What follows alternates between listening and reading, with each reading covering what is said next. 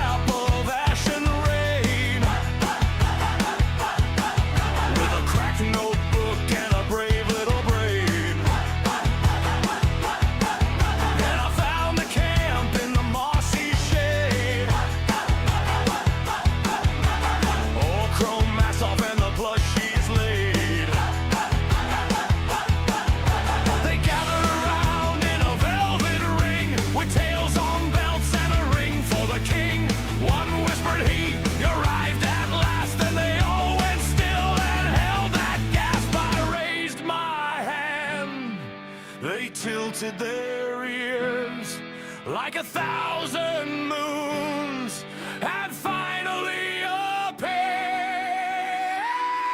First contact, they saw me and sang. First contact, with ringed little hand. First contact, they bowed to the blur, and every one of them swore by the blue-eyed blur.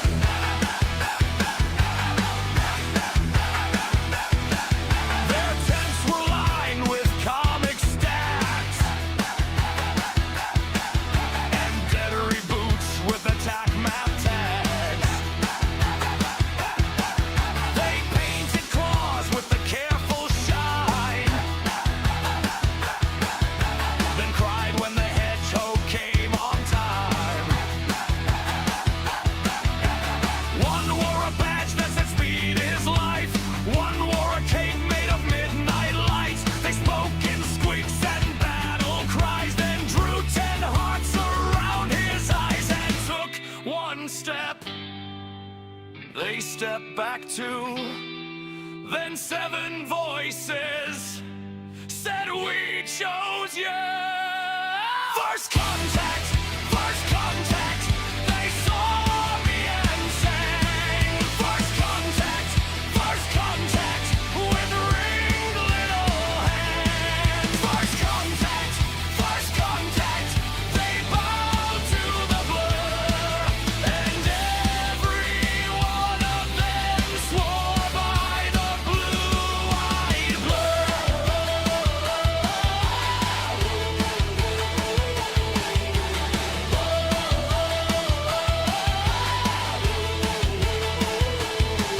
I thought I came to name the shore, but they named me guest and wanted more. A salute from the shrine of plush, a sacred oath in a squealing rush. Then one young priest with a lacquer grin held up a sketch and let me in.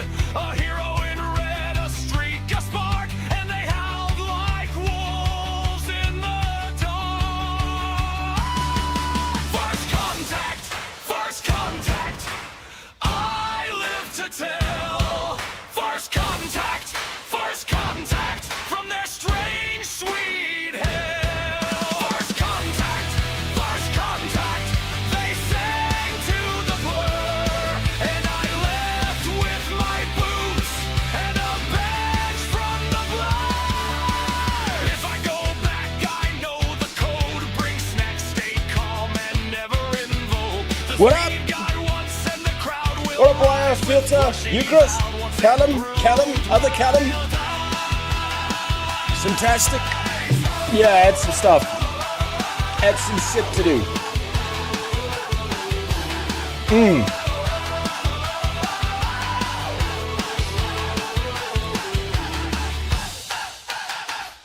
What up? Right. I was supposed to stream yesterday, and I didn't. I have to apologize for that. That was my first plan, but after what happened on 2 days ago, I had to spend... Oh, thank you. Thank you for reminding me, Gotso. Thank you. I completely forgot to do that. Hold on. Let me just quickly fix that, huh? Thank you for reminding me. I'm glad you fucking reminded me. I completely forgot to do this. Hold on. Now, how do I do this moderation shit again? Let's see. Settings. We go here. Community moderation. Channel guidelines. No, fuck those. Where is he? There he is. There's the boy himself. There he is. You see that? You see that right there? As promised. Let's see if he comes back. I'll have to ban him again if he's boring. Hopefully he's not. I doubt it. I doubt he's coming back, let's be honest. If he does, I'll have a great time. What up? Now, I originally planned. I banned him by community vote, JohnCom, and I said I would unban him the next stream. That's how it is. You only saw the short, yeah. Yeah, he first got AI, like, auto-moderated by YouTube. I unbanned him from that. Then, we took a community vote on that one. Then he got banned again. And I said I would unban him and see if he comes back, if he's got some more funny shit to say. So, I was supposed to stream yesterday. That didn't fucking happen. Sorry about that, boys. You see, I'll explain what happened. So, I had to cut my stream a little bit short. I wanted to keep going for another 2 hours, but unfortunately, living in South Africa has certain stipulations and concerns alongside it, right? There's some shit that happens in my country every now and then, particularly in my neighborhood, because I don't live in the best fucking place. It just happens. Sometimes life goes wrong. So, I had to spend the entirety of yesterday and some of today welding together my fence, as well as helping my neighbors weld their fences back together, right? Because, you know, the criminals are getting big brain now. They're getting big brain in my country, you see. This is what happened. So, one of my neighbors got, like, partially robbed, right? And I say partially because the guy caught the dude in the act. And the guy just kind of bolted, hopped the wall, fucked up some stuff on the way out. Did they pay you? No, fuck. I should have asked them to pay me. I should have honestly asked them to pay me. Right, so this is what happened. The whole neighborhood got hit. Criminals are getting organized. This is how you can tell that the fucking, the neighborhood's going, like the economy's going bad, right? So, if this is the road I live on, if I live over here, and everywhere next to me is a house, right, what these guys did was they basically broke pieces of people's fences and walls and like left like little gaps in areas where they could break into people's houses at a later date. They broke into one person's house, got caught, ran for their fucking lives. And so, you know, the whole neighborhood was losing their fucking minds. I had to go outside, I had to talk to the security, have a whole conversation, blah, blah, blah. Yesterday, I grabbed my welding kit and I found that they had dislodged like several of the bars on my like metal gate, right? So that they could slip in easier at a later point in time. So, grabbed my welder, 3 or 4 other guys in the neighborhood who can weld, also grabbed their shit, and we basically spent the whole day going to everyone's houses and checking their houses and like welding shut the points on everyone's gate where they had broken like a component of their house, so that they could come back at a later date and have easy access to all the houses in the neighborhood whenever they felt like it. So there was like a whole community effort where we were just like walking around fucking welding people's fences back together and like repainting shit for them and stuff like that. You live on a Rust. I fucking do. I need to get the fuck out of here. That AR-15 would have come in handy. It damn well would have. Now, lucky for them, lucky for the criminals who did this shit, they didn't rob Logandeck Johnson's house, right? My neighbor, the guy who basically lives here. They didn't rob his house because he has a lot of guns, right? He has a lot of guns. And he patrols the neighborhood at night with his fucking dick out in his underwear. So, that guy's crazy. He's looking for a fight. If they robbed this guy, they would have been dead. So we all walked around, had to weld together fences, took the whole fucking day. And honestly, by the time I got home, it was like at 11 at night. I sat down to stream, I blinked, and when I unblinked, it was 6 in the fucking morning. So yeah, that wasn't a great time. Had to do some shit today as well, that's why I'm up late today. But fuck it, problem solved. They come back, they're probably, Long Dick Johnson's out. He's looking for a fight. This man right here, this man who lives right next to me, he's looking for a fight. He's looking to blow some big fucking holes in people. Just got to be real careful with this shit. Sometimes I have to disappear because, I mean, look, there's already been 3 murders in my fucking neighborhood. There's nothing I can do about that. So that's why the ward's up late today. That's why the ward was closed yesterday. That's just how it is. Leave a blow-up doll as bait and just instant transmission to their ass once they get distracted. Or just leave a stick of dynamite in the fucking blow-up doll. Did you intentionally leave only Johnson's house? You know what? We considered that. I had a conversation with Long Dick Johnson yesterday. And he was like, I'm considering leaving my house untouched. And I'm just going to sit there. And he said, I'm going to sit there with a lawn chair behind the tree in my garden and wait until I catch the dude coming through and then blow big holes in him. And I'm like, I don't think that's gonna work out too great. We were actually like Googling law in South Africa and shit about this. And apparently that's like a form of like setting a trap. And that means he could get arrested and shit. So we had to be like, yeah, okay, we got to weld it. We got to weld it. Because if you like set up a trap for a criminal and shit, yeah, they'll come arrest you. So couldn't let that happen. I can't lose Long Dick Johnson. He's like basically the fucking crazy guy with all the guns next door. I need that man to keep this neighborhood safe. There's law in South Africa. Technically speaking, it's all just words on a piece of paper. That's just how it works. It's not really law so much as a guideline. They do that shit in Canada too. It's really fucking annoying. Man, it's really irritating. And it's, it's terrifying is they're really getting like coordinated with these fucking break-ins. Which meant they intended to hit the neighborhood multiple times. But if they show up, all their little access points have been welded shut. So good luck to them. They're just going to make their lives way more fucking frustrating.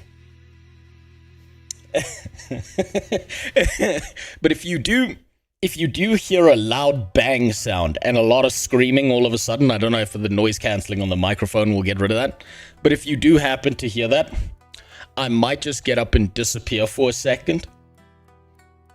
But I'll be right back because, well, the neighborhood's kind of like ready for the shit.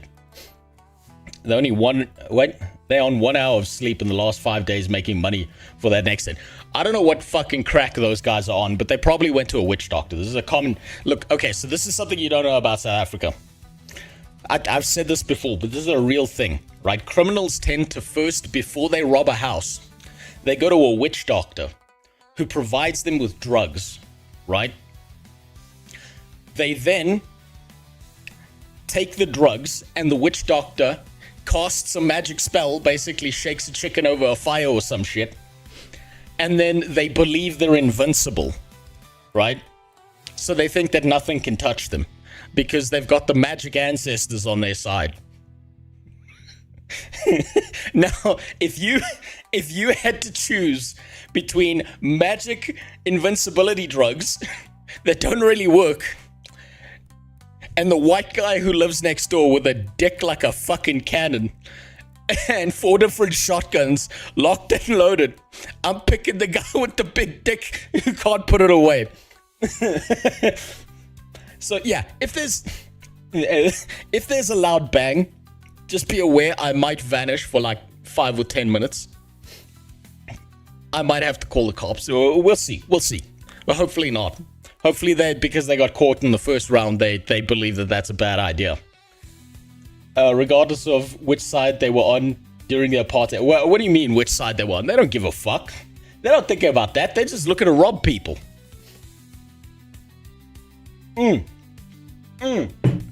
Now, Anyway, moving on from that, we got some shit going on today. We got some stuff to do today. Right. My original plan is fucked. I'm playing Forever off stream whenever I can. We're going to be focusing on Final Fantasy XIV a little bit later because, you know what? I've been having a good time in Final Fantasy XIV. It feels like the kind of game you can play for quite a long while, so that's what I'm going to do. Get rid of all the crime. Witch doctors need to be gone. No, the witch doctors are ratified by the government. There's an actual degree in my country for being a witch doctor, right? They are verified for that. Return to ESO. I will return to ESO at some point, Jimmy. I will return to it. I was having a good time in ESO. Been having a good time in Final Fantasy. I'm balancing it out. Yeah, you know, we'll see. I'll probably be playing some ESO next week. So, we've got some shit to do today. There have been developments. The first of which is there's been a Discord crash out. I don't really know if it's that much of a crash out. It just might just be someone being honest in my Discord. So we're going to take a look at that. Then we're going to take a look at that dirty little fucking game that's been filling up my goddamn feed on Twitter. MIXTAPE. Now, if I'm being honest, I think that MIXTAPE is the most ASTROTURFED game of 2026.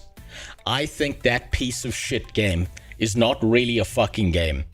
I've watched some of the gameplay, I've watched people play. It's not a fucking game. It's a goddamn interactive movie. More than anything, and it's cringe as fuck. From what I can tell, proof of what? As far as I can tell, MIXTAPE, from all the clips I've seen, from all the people I've seen playing it, MIXTAPE seems like the most millennialist thing. And you know what? It's real hard to say this. It might be the most embarrassing piece of millennial slop I've seen so far. And that's a high bar to clear. There's a lot to be embarrassed about when it comes to my goddamn generation. Let's just be straight about that. Then we're gonna finish off the Final Fantasy documentary. That one's been on the back burner for a while. Then we're gonna play some Final Fantasy. That's how today's gonna go. People get shot around here, running into people's yards, boosting tires or stealing car parts all the time. Well, yeah, they blow their fucking heads off. I'm sorry if someone... Look, this is exactly why I want to move to the US. I want to move to a place where it's like if someone puts a toe on your goddamn blade of grass in your garden, you are in your full rights to blow their kneecaps off their fucking body. That's the way I see it. That's the fucking way I see it. I've lived in a country with enough crime that I need to be in a state that doesn't protect criminals. That I need to be in a place that I know that I can protect my kid, that I can protect my wife, that I can fucking just unload on someone and then worry about it later. And when the cops show up, they say, thank you for doing our jobs for us. That's what I'm looking for. Society failed when they tried to integrate retards on jobs, and the worst, they put them in the gaming industry. They fucking did.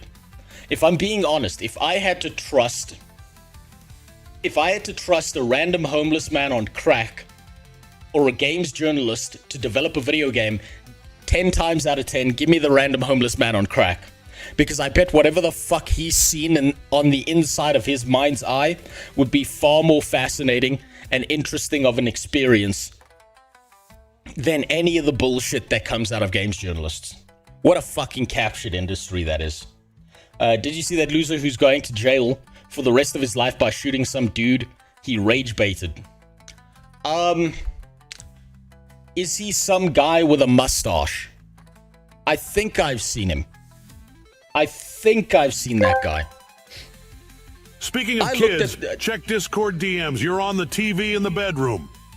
Okay, goddammit. Okay, fine. What the...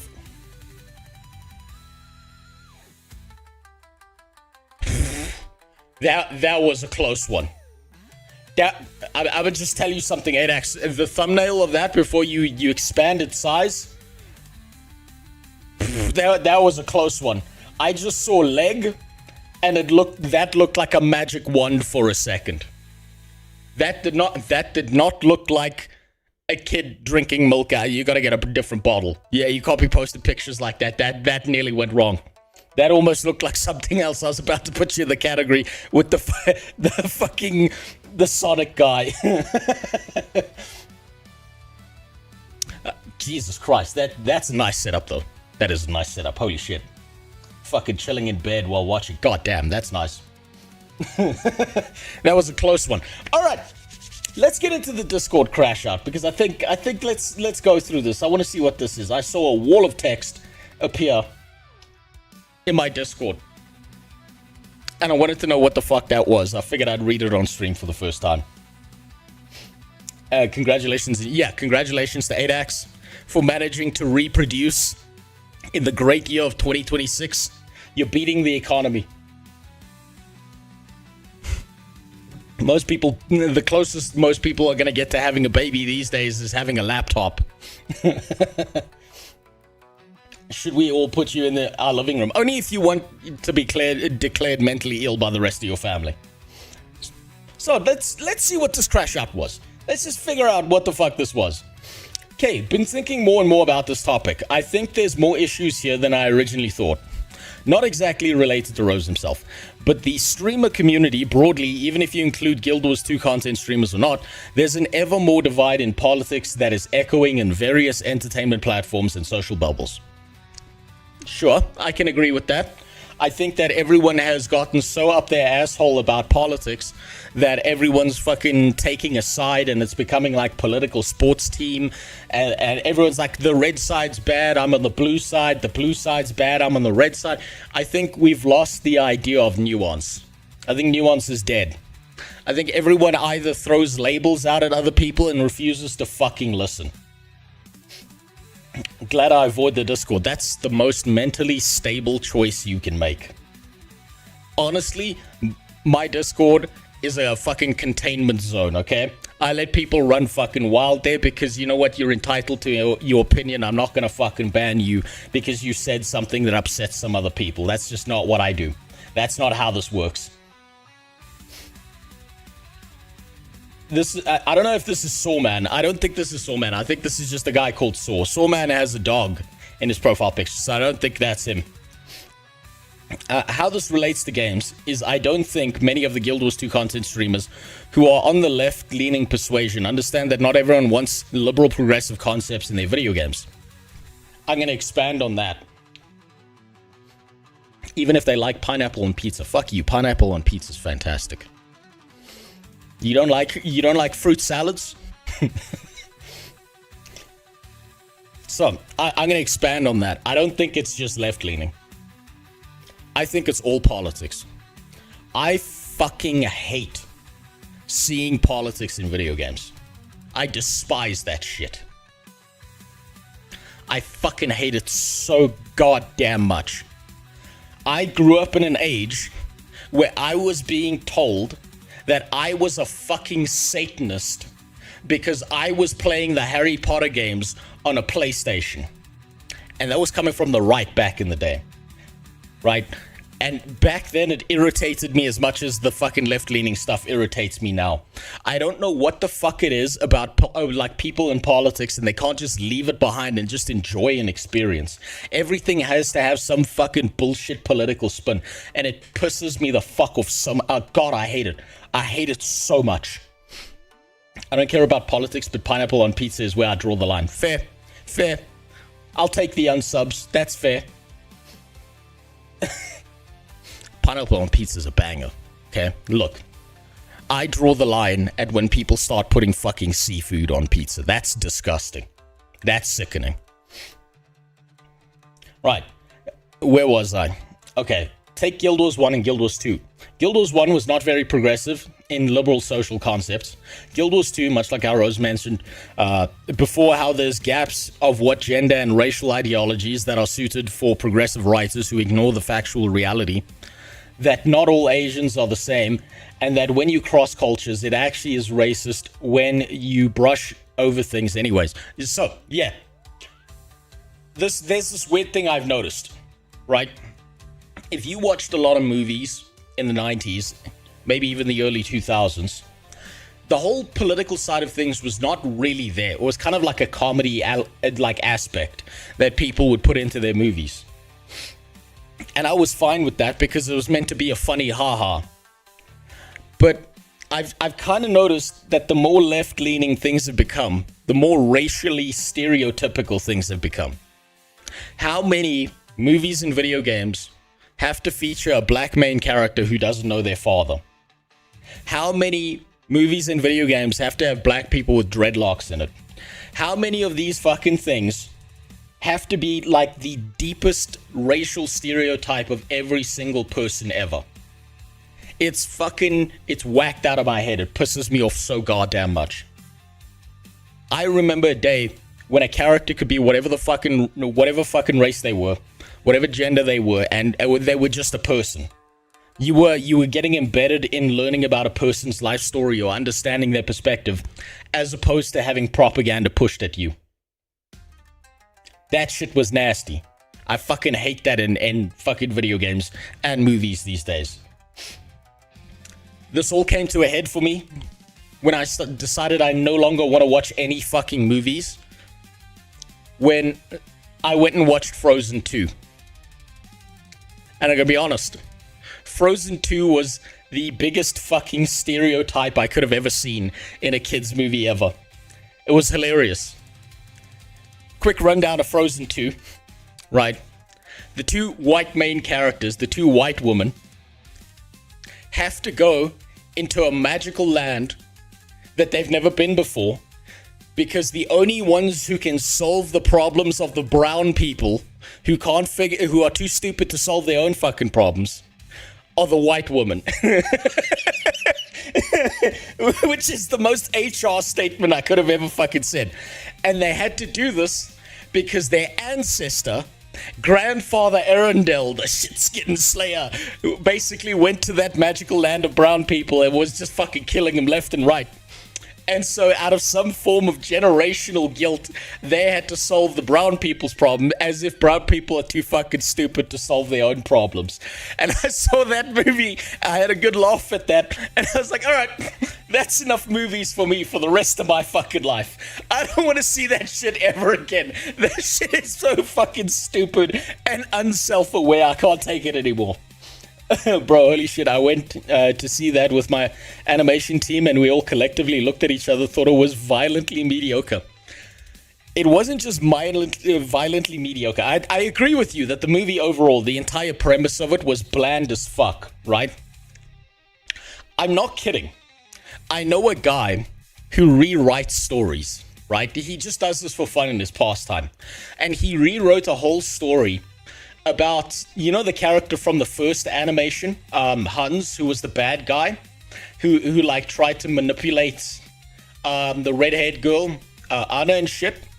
He wrote an entire like movie script that was basically a redemption arc for Hans, and the reason he was doing that actually was because he was trying to save his kingdom because his brothers were evil pieces of shit, and he was doing like the least evil things, trying to like save his kingdom, blah blah blah. And it was actually pretty decent of a story. It was actually a much better follow-up story than what Frozen 2 actually was. Man, that shit was fucking bad. Now, if the guy writing fan fiction can outperform the professional writers, that's not a good fucking place to be. A lot of these creative types have never lived outside their bubbles. They only know their pop culture. They've never journeyed to enrich wilderness. We end up getting shallow experience. Yes, they stay where they are. They never leave. They never go and see the world. They never go and see anything else. They never engage with any other culture aside from some fucking shit that they see on the internet. So they know nothing about it. Post a PDF I want to read. I'll ask him. The next time I see him, I'll ask him if he's willing to share his fan fiction of what he wished Frozen 2 was, because the guy's obsessed with animation. He loves storytelling. He loves all of that stuff, and like he just writes fan fiction for fun. So I'll post the PDF if I can get a hold of it, if I even remember. Frozen 2 was actually in pre-production and mid-production hell. It was rewritten multiple times. Unsurprised, completely unsurprised with that. Okay, let's see. Where were we? all Asians, blah, blah, blah. Okay, I think it's clear from this statement that I can no longer treat Teapot as a serious commentator outside of WoW and Guild Wars 2. What the fuck did Teapot have to do with any of this? What did Teapot do? Look, I don't know that much about Teapot, if I'm being honest, right? I know next to nothing about the guy. I'm not sure, like, what the beef is there. I don't know what Teapot did to piss him off. But okay, I've got no opinion on that because I don't know the guy. Lol, his use of the phrase fuck tourist when it comes to criticizing WoW Wheelchair Olympics for progressive concepts while ignorantly thinking a financial audit streamer or content creator named Caleb Hammer shouldn't be taken seriously when analyzing Alberta separatism. This is deep beyond my knowledge. I don't even know what the fuck Alberta separatism is. Teapot has hardly read up on the situation in Canada and then says fuck tourists in WoW. The hypocrisy of streamers is real. I think it's more than that. Bro should not mention Alberta. Look, I'm going to be honest. I think it's deeper than that, right? I think that this is a woman problem that's become a social problem across all aspects of life, right? I think that streamers are not something you should be watching for anything other than entertainment. And maybe the crash outs because the crash outs are funny, right? I think that there's this thing. I don't know if you've seen what happens when a gaggle of women get together, right? They tend to all morph into having the same opinions as each other so that no one gets socially ostracized. So they never really say the thing that they actually think. And they don't want to be socially ostracized, so they kind of just toe the line with one another. Now, I think that problem got far worse when dudes started getting involved and started doing that. Because I think guys didn't just do this within their little social group. They started spouting these fucking retarded opinions to the rest of the world because they believe that if they spout these opinions, the rest of the world is going to fucking all of a sudden hold them up as some champion of righteousness. The social pressure and retardation. I've said this before, right? Woman behavior on men is the worst, stupidest, and most disgusting thing I've ever seen because it's always the most spiteful rat shit behavior when dudes do it. They get 10 times worse than women. So women got to up their games. They're losing the Olympics. They're losing the oppression Olympics to a bunch of limp-wristed fucking guys. They just say things they believe are like socially acceptable or will be like get them to this point where they're seen as a god above other people as opposed to saying what they think. The other person says what they think back to them, and then there's some kind of conversation that goes on. And it's gotten even worse beyond that point where instead of having a conversation, instead of asking questions to each other, I've noticed that we've gotten to this day and age where like you don't have a conversation, you have an argument, right? Everyone gets up in their emotional feelings because someone said something they don't disagree with. And instead of just being like, okay, tell me more. Maybe I don't have all the information. Maybe I'm not aware of certain things that you are. What about this thing? What about that thing? But have you considered this? Instead of just having like a non-emotional conversation, everyone just starts screeching at each other and throwing fucking labels at each other. I think humans are evolving, but backwards. It's not going great. I miss the days when I could just talk to someone and someone could fucking, you know, say, I disagree with you. And this is why. And then you talk, like you kind of have this conversation and you can still be buddies even if you don't end up agreeing back and forth. You can just be like, yeah, that's fine. Okay, now let's go get a drink. I miss that. I really miss those days. Humanity have fun by creating destruction. Women do it throwing words. Men do it by throwing objects. Oh, more than just throwing objects. Now they're running into buildings and shooting each other. Look at the last message that was posted in... I see that we're making fan art. We're making fan art of Demered already. I'm still riding that high from that fucking whack job. Man, fuck. God, that made my whole week. That shit.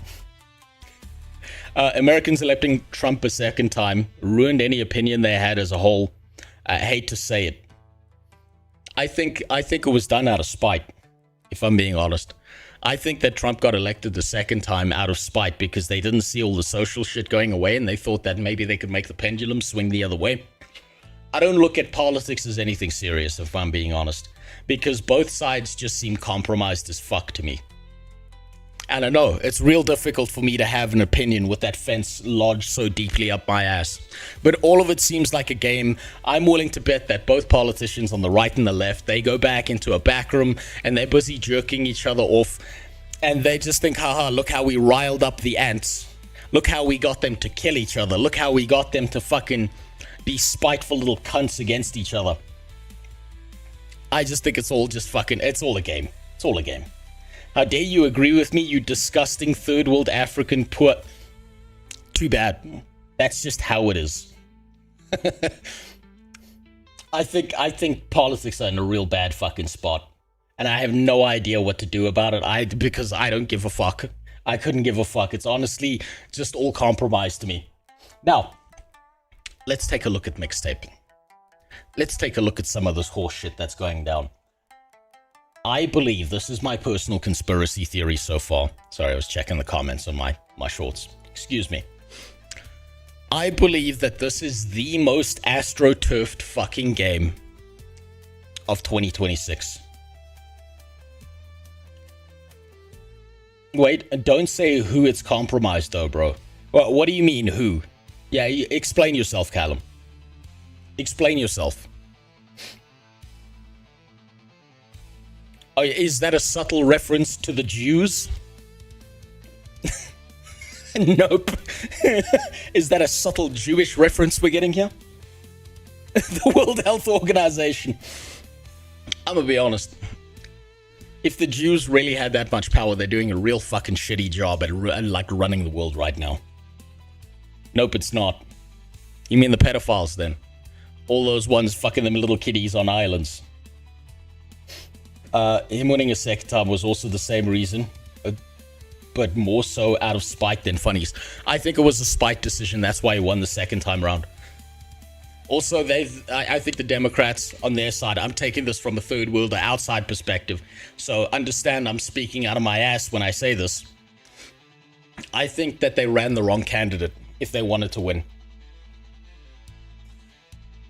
I think they shouldn't have run Kamala. I think they could have run almost anyone else and they would have been fine. They set that bitch up to fail because she was a failure to begin with. Now, let's take a look at MIXTAPE. Let's stop with the fucking politics shit. Honestly, I fucking hate politics. It's such a fucking bland, boring thing. That's what Asmongold's for. You want that kind of shit, you go watch Hassan or Asmongold. Then you can pick your political sports team and decide whose side you're on and who you're murdering in the streets tomorrow when there's the next protest. That's just how it is. Only thing people remember from Kamala is the furry hyena God, you had to remind me, Saro. You know how hard I worked, how many alcoholic drinks I had to have to get the fucking big-titted hyena standing in a fucking lady suit at a podium out of my goddamn head. And you just had to bring that back. I had suppressed those memories.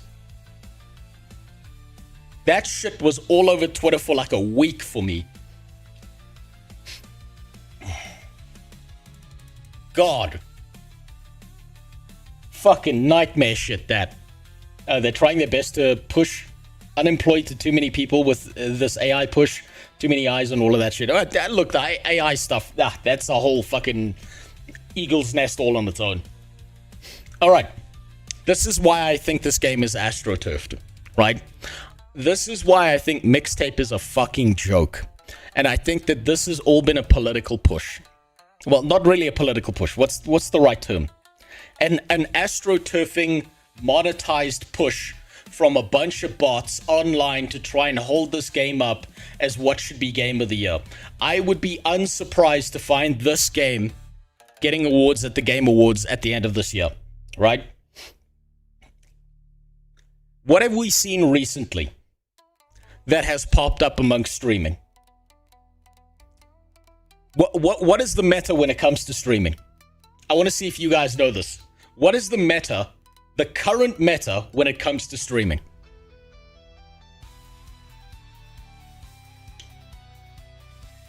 What is the meta? I want to see if you guys understand this. How do streamers pop the fuck off? Grift and be a chud. Well, that's one way, but there's more to it than that, right? I'm talking about the technicals. I'm talking about the technical mechanics of this. Shocking dogs? Kind of, but you're broaching the topic, right? The way that streamers pop off now is they do something called clip farming, right? They do clipping. I did an entire investigation into this, right? I actually interviewed some people. I talked to some people. I figured out how they do these things, right? So there are companies like this.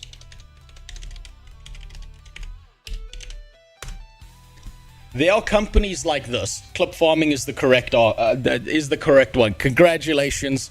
Well played, Gorticulus. You did it. You did it. You got the right answer. Well done. There are companies like this that are popping up fucking everywhere, right? Where what they do is they've got a service that you pay for, right? You give them 5 to 10K, which is fucking insane. Imagine just having $5,000 to just throw at this bullshit. What these guys will do is they will spin up a bunch of fucking profiles and farms across Instagram, across Twitter, across YouTube, across any site like TikTok, anything that does short form content, right? They spin up a clipping farm. They get a bunch of people to clip a bunch of shit from a bunch of different streams and just spam post it fucking everywhere. Essentially, this is the new form of advertising for streamers, right? This is what they do. That's how they pop the fuck off. That's how Clavicular pop the fuck off. That's how a lot of streamers these days just show up out of nowhere and you're like, where the fuck did this guy come from? Why is he all over my feed? This shit right here. Couple that with the botting problem that's been happening for fucking years in streaming, right? I think the next step when it comes to this is what's happening with MIXTAPE. I think companies are not stupid enough to miss this trend. I think that a bunch of companies know that if they want their shitty video game that's not really a fucking video game to pop the fuck off, what you have to do is you pay off the journalists. You get a bunch of people who clip farm this shit. You pay off a bunch of clip farmers and you pay off a bunch of bot accounts on X or on any platform, and you hide the fact that technically speaking, everything you're doing is advertisement, right? You're advertising. But you don't have to say you're advertising because you can make it look like it's natural because I'm not in control of it. Other people are just clipping my shit. Other people have spun up 10,000 fucking accounts like that's natural, right? And I think it's going to happen to video games. I think that MIXTAPE is the first iteration of this happening in gaming. I think that this here is just the beginning. Expect from now on, moving forward into 2027, 2028, that what's going to happen is every time you see a video game that's being spammed up to you across any social media, it's because the company behind it paid like $1 million to have that shit spewed out all across the internet and try and convince you it's a good fucking game. If you know the term UGC, you'll know what I'm talking about. This game really shows that reviewers are bought out. Hands fucking down. Let me give you an example of why I think that this is AstroTurfed as fuck.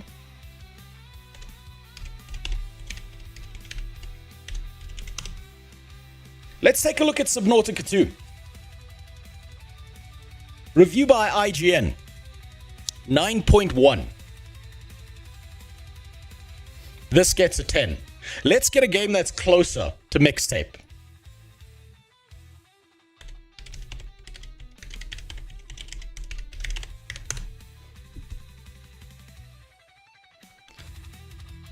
Early access. Schedule 1. 8. You're really telling me that MIXTAPE was that Subnautica 1 I was looking at? Hold on, let me look up Subnautica 2. That's my bad. There we go. Subnautica 2. 7. Really? Fucking really? 7? For Subnautica 2? You're telling me that MIXTAPE is such a good game that it outperformed both Subnautica 1 and 2. And it outperformed Schedule 1. And it's outperformed games that have been a fucking banger. If we look up Dragon Age the Veilguard, I don't even think the Veilguard got that high of a rating. I don't even think that got that high of a rating. 9. There you go. Games journalism is completely compromised. It's a fucking cooked industry. There's no reason to believe any of these pieces of shit about anything. The only value currently that you get out of games journalists and games journal websites is you go there to get a good fucking laugh at this shit. Look up Zoe Quinn. The whole bit from her that happened over a decade ago. You mean Five Guys Burgers and Fries? Yeah, I know about all of that. I was around during the Gamergate era. I was a content watcher, not a content creator back then. That was the genesis of all this bullshit, or rather, it was the exposure of all that bullshit. And then they just wanted to paint everyone who fucking played video games as racists and sexists and misogynists and blah, blah, blah. And whatever fucking label they could get to stick on people. All of it's compromised. I'm the opposite of a Chud Asman viewer, and even I hated Veilguard. The problem with Veilguard is it didn't get lost in the fantasy, right? Veilguard was not about the fantasy, it was about political signposting. That's my issue. And you know what, if the right was doing it, it would still piss me the fuck off. I don't need to hear about fucking bullshit from the right about all of this other garbage that they're pushing. I don't need to fucking hear that. I'm here to play a video game. I'm here to escape reality. The only politics I want to see in video games are about the universe of the fucking video game itself. That's it. The whole bit in Dragon Age 2 with the Qunari being stuck in that fucking city, and them like trying to push things and deciding whether they were going to purge the city or not, that's fine, because that's inside of the fantasy. But the second you bring real world politics into it, I'm fucking out. I couldn't care. It fucking ruins video games. I hate it so much. So, MIXTAPE, very, very fucking compromised game. And to make this clear, this clip here is a perfect example of exactly what the fuck I mean. I want you to understand, this ain't a catastrophe, it's a warning. Daddy, if you trap me here, this will only be the beginnings of my wicked ways. 'Cause I'm angry and I'm wired and I'm fixing for a whole lot of trouble. If you make me stay here, I'm gonna burn the whole fucking place down! You know what that reads like to me? But all games are political. No, they're not, and they don't have to be. Do you know what that reads like to me? That reads to me like a teenage girl's fanfic of her internalized anger because she grew up in a first world country, having food, having security, having water, having a family who loves her. But she made the mistake of being on the internet way too fucking young. That's what that reads like to me. That's cringe as fuck. It's cringe as fuck. Given what she was told to say, she did the best she could. You mean this bitch? No. This fucking shit is terrible.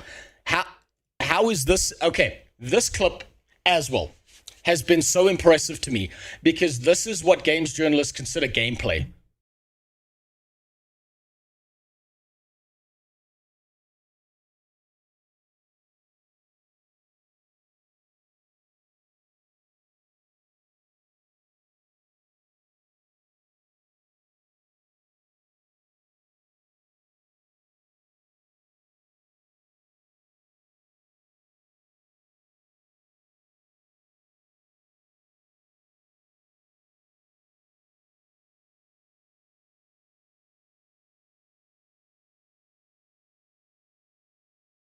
Subjecting you to this dog shit, Keldun? Because I need you to suffer with me. I saw this shit. And I need you to suffer with me. That's why. I need to share my suffering. Now, I don't know if any of you have been on a road trip with your buddies when you were a teenager, right? I was designated a lot of the time, so I've been on a few road trips. Let me tell you, it's not like this. It's not like this at all. I'd say it's closer to The Hangover. I still remember this. I took like a week-long matric vacation after we all like graduated and we like disappeared to the beach and shit like that, and we all went drinking. I remember day 7 being the day that I thought to myself, I need to never do this shit again in my life, because if I keep on going, I'm going to kill myself.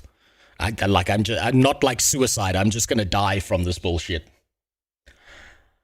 It was the morning I woke up after a 7-day-long bender of us being drunk and fucking wacky and crazy, and I was having cornflakes with beer. I wasn't using milk because we didn't have milk. We ran out of money, but we had beer in the fridge. So I was having cornflakes in the morning with beer, and I was like, yeah, okay, I'm going to die. I'm going to die if I keep doing this. We did a bunch of stupid shit. None of it involving holding up a fucking burger in our hand going like this or clicking a fucking light in a car. I had a friend who was high off his ass get out of a car in the middle of the road, walk over to a police officer and have a conversation with him about how he definitely wasn't high, so please don't arrest him.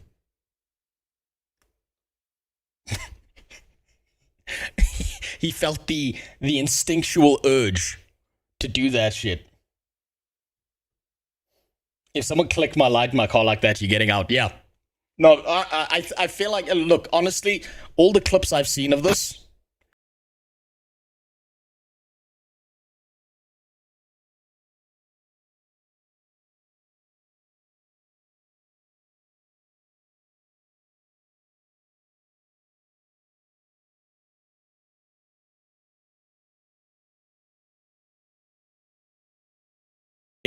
what a friendship is like, or what fucking doing things with your buddies is like, as opposed to actually having really experienced the shit. Was he arrested? No. He wasn't. Because he didn't have any weed on him at the time. He'd already smoked it all.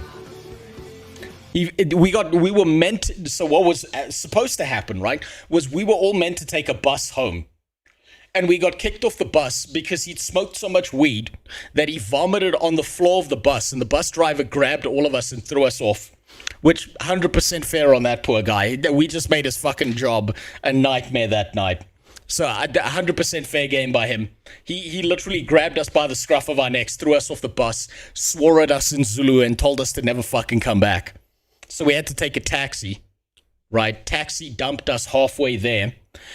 I had to borrow a friend's car because we walked for like 15 minutes to a friend's house that we knew, and I'm like, look, I'll return your car in the morning, but they're all kind of fucked up. We really need to get home. We can't be walking on the streets like this. He was nice enough to allow me to borrow his shitty car. This shit was it was fucking bananas actually having friends and doing this shit. This right here, I don't feel... Oh, and here we go. Here's... How is this considered gameplay? Explain to me how this is considered gameplay. 10 out of 10 game, by the way.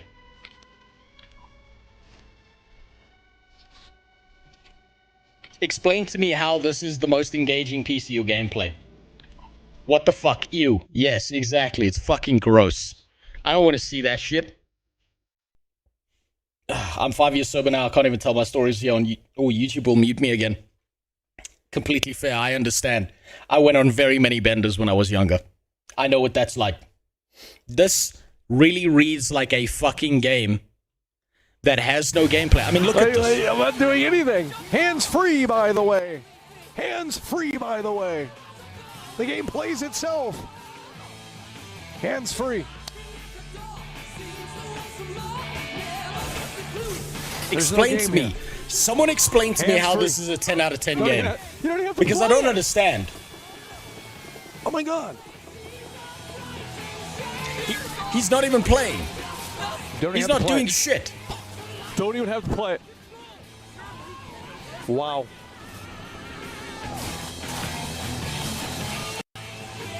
Where's Now, the game? the one argument I can make for this game is that it is the perfect games journalist game.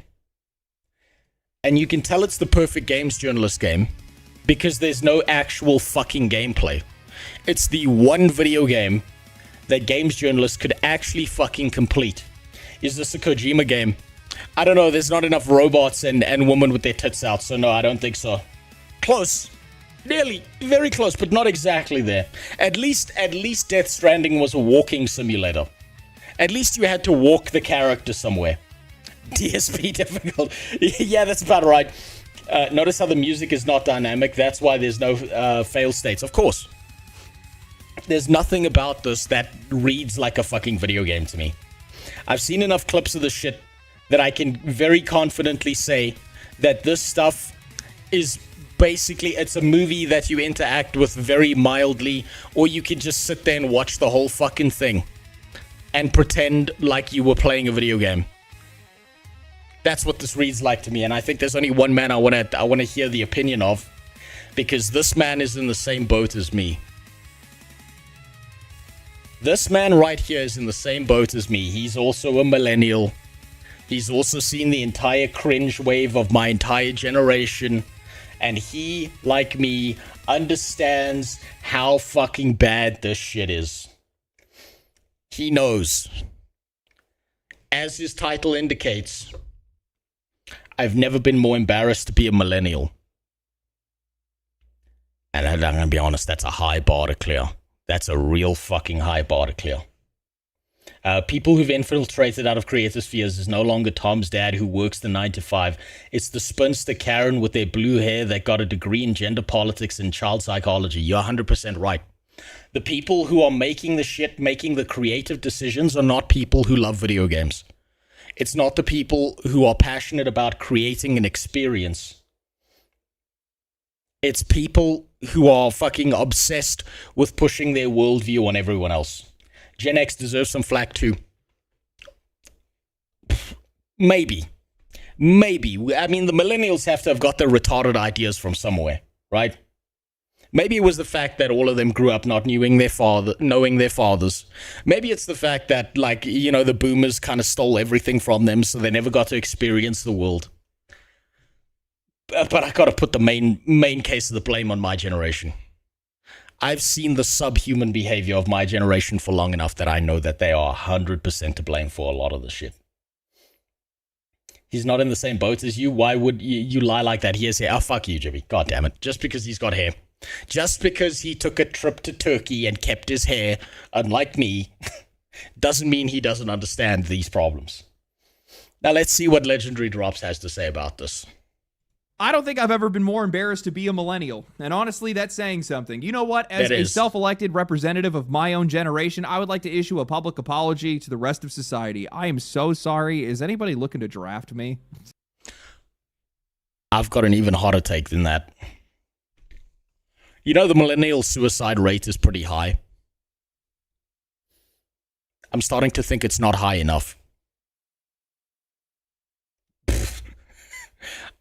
I'm starting to think it's really not high enough.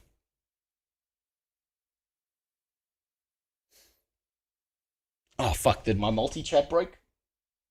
As a kid, I would wanted to be a millennial. As an adult, I'm proud to be a Zoomy. Yeah, look, yeah, I think you're in a much better state than my generation is. If I'm being honest, Gen Z, you got your own level of cringe, but I don't think it's as fucking bad as what we're seeing coming out of millennials. I've yet to see enough Gen Z cringe that it's made me hate you fucking guys. I just hate you guys because you're younger than me, your music's different. You know, all the regular shit that old people have problems with when it comes to a younger generation. I missed the OG WoW experience. You missed out then. The OG WoW experience was fucking exceptional. I hate us because we get fucked up to better music. And we had better bitches. We did have some better bitches, I'm going to be honest with you. They weren't as yappy. They were hotter. I'm going to be honest. Some of them millennial bitches back in the day, they were hot as fuck, but they aged like milk. Now they all look 55. They all look older than their parents. Mixtape is about as authentic as looking at family photos in a photo album at Kmart or Hobby Lobby. It is a $20, 3-hour runtime, barely interactive movie that's masquerading as a video game that is somehow, some way, rating as high as Elden Ring, Baldur's Gate 3, and Zelda Tears of the Kingdom. We were a mistake. Do you think he realizes that that's more true than what he's saying? Where a lot of us were a mistake. Our parents weren't trying to have a kid and they accidentally had one. You're nostalgia addicted. That's the only explanation that I have for this. It's so embarrassing to see. You have journalists that are out there that are believing that this game needs to be held in the annals of history, a cornerstone of the games industry, but you have players that are just like, no, we don't want to have anything to do with it. Yeah, it's garbage. This is like years of distrust that are just collapsing into one single moment where everybody's turning and looking at the media and saying, you don't belong here and you don't represent us. And they are so right. There are so many in the games industry today that are so detached from what players even consider is a video game anymore. I mean, these... To what he's saying here, I was looking for the meme last stream and someone posted it in the Discord. This is exactly what's happened with video games. Let me see if I can find it. Where was it posted? Where was that shit posted? Maybe it wasn't posted here. Hold on. Maybe it was in the general. Don't tell me I'm not going to find it for a fucking second time. It was that meme of you don't belong here and then people invading a space, the square. I'm not going to find it, am I? Fuck. My Discord's already moving too fast. Shit. The box meme. Yes, the box meme. The exact box meme. That's the one. Where you get pushed out of a space because you didn't fucking gatekeep it hard enough. That exact meme. That's what's happened to the video game space. I just want good games. So do I, Callum. So do I. It's in React. Okay. Let me find it. Let me find this shit, because this is so fucking poignant of a meme. The meme actually fucking came true. Still can't find it. Am I fucking retarded? Someone's gonna need to post it again. Shit. Oh, wait, there we go. This exact meme. Thank you, 600. This exact meme is what's happened to the entire video games industry. We should have gatekept our experiences. We should have been violently, aggressively pushing these people out of the space since day one. We are at fault here for not kicking these people the fuck out from the get-go. We are responsible for this. We let this happen because we were so focused on playing good video games, we didn't realize that there was an insidious force growing in the background that was 100% obsessed with taking over video games and shoving their stupid fucking political takes into things. There we go. Hyperion posted it as well. We should. I used to not be like this. I used to not think this, right? I'm part of the problem. I used to think that everyone should be able to enjoy an experience. We should all just get along and everything will be fine. I was wrong. You have to gatekeep the space you love, because the second you fucking don't, these people move in and then kick you out of your own space and claim it as their own. And then you're the outsider and you're the fucking problem. Guys are handing out 10s to what is effectively a light novel with an 80s soundtrack. Like, how does that happen? They're treating their personal taste like it's some higher artistic authority that goes above what the players want or what the players need, these people that are playing and buying these games. And as such, the players are pushing back, as they should. So, yeah. I don't want to see some chud cringe shit in my games either. Neither do I. I don't want to see that, right? The only time I think it ever works, either from the left or the right, when it's parody, right? When it's made ridiculous on purpose. So like a good example of it being done well and done in an entertaining way is probably the game Content King, right? Because that game was just there to shit on every fucking streamer in existence. That was funny shit. That was great. The second people start pushing their real fucking political opinions in games, it pisses me off. Is MIXTAPE a 10 out of 10? Well, I played it. What do you think? Ugh. Today, we're going to be talking about one of the most controversial not a video games ever made, the public's reaction to it, what game developers are hopefully going to learn from this situation, and how, for whatever reason, people just do not understand why the players are pushing back. But before that, a word from today's sponsor, Helix Sleep. Sponsor. Really appreciate no, thank you. Thank you guys. Congratulations on that sponsorship, by the way. On release, MIXTAPE was almost immediately met with near universal praise from critics. IGN, DualShockers, Insider Gaming, and Jesus, look how many people gave this a fucking 100. VGC all gave it a 10 out of 10, with more and more of them. God, that's even more than I fucking registered. Jesus. That sounds silly. What, so you gatekeeping gaming because there's a game that's not good? Should we gatekeep books? If the game wasn't as popular, no one would give a rat's ass. If the game wasn't going to be AstroTurfed to royal shit, yes, no one would know anything about it and it wouldn't fucking matter. But this is not a battle for video games. This is a battle for opinions and people ruining video games. The resources, time, money, and spent on something like this could have been spent on something far better. It could have been spent on something that was enjoyable, right? These people moved into the space. Yes, it should be gatekept. I'm saying this flat out. It should be gatekept. And you know what? Maybe we should gatekeep books as well. Let me give you a perfect example, Ron Ha. Harry Potter used to be a story about 3 kids in a magical world doing wacky magical shit. And it used to be about a story. And you know who we should have gatekept out of the fucking experience after those books were made? Was the author herself. We should have gatekept the author out of the experience once the story was made.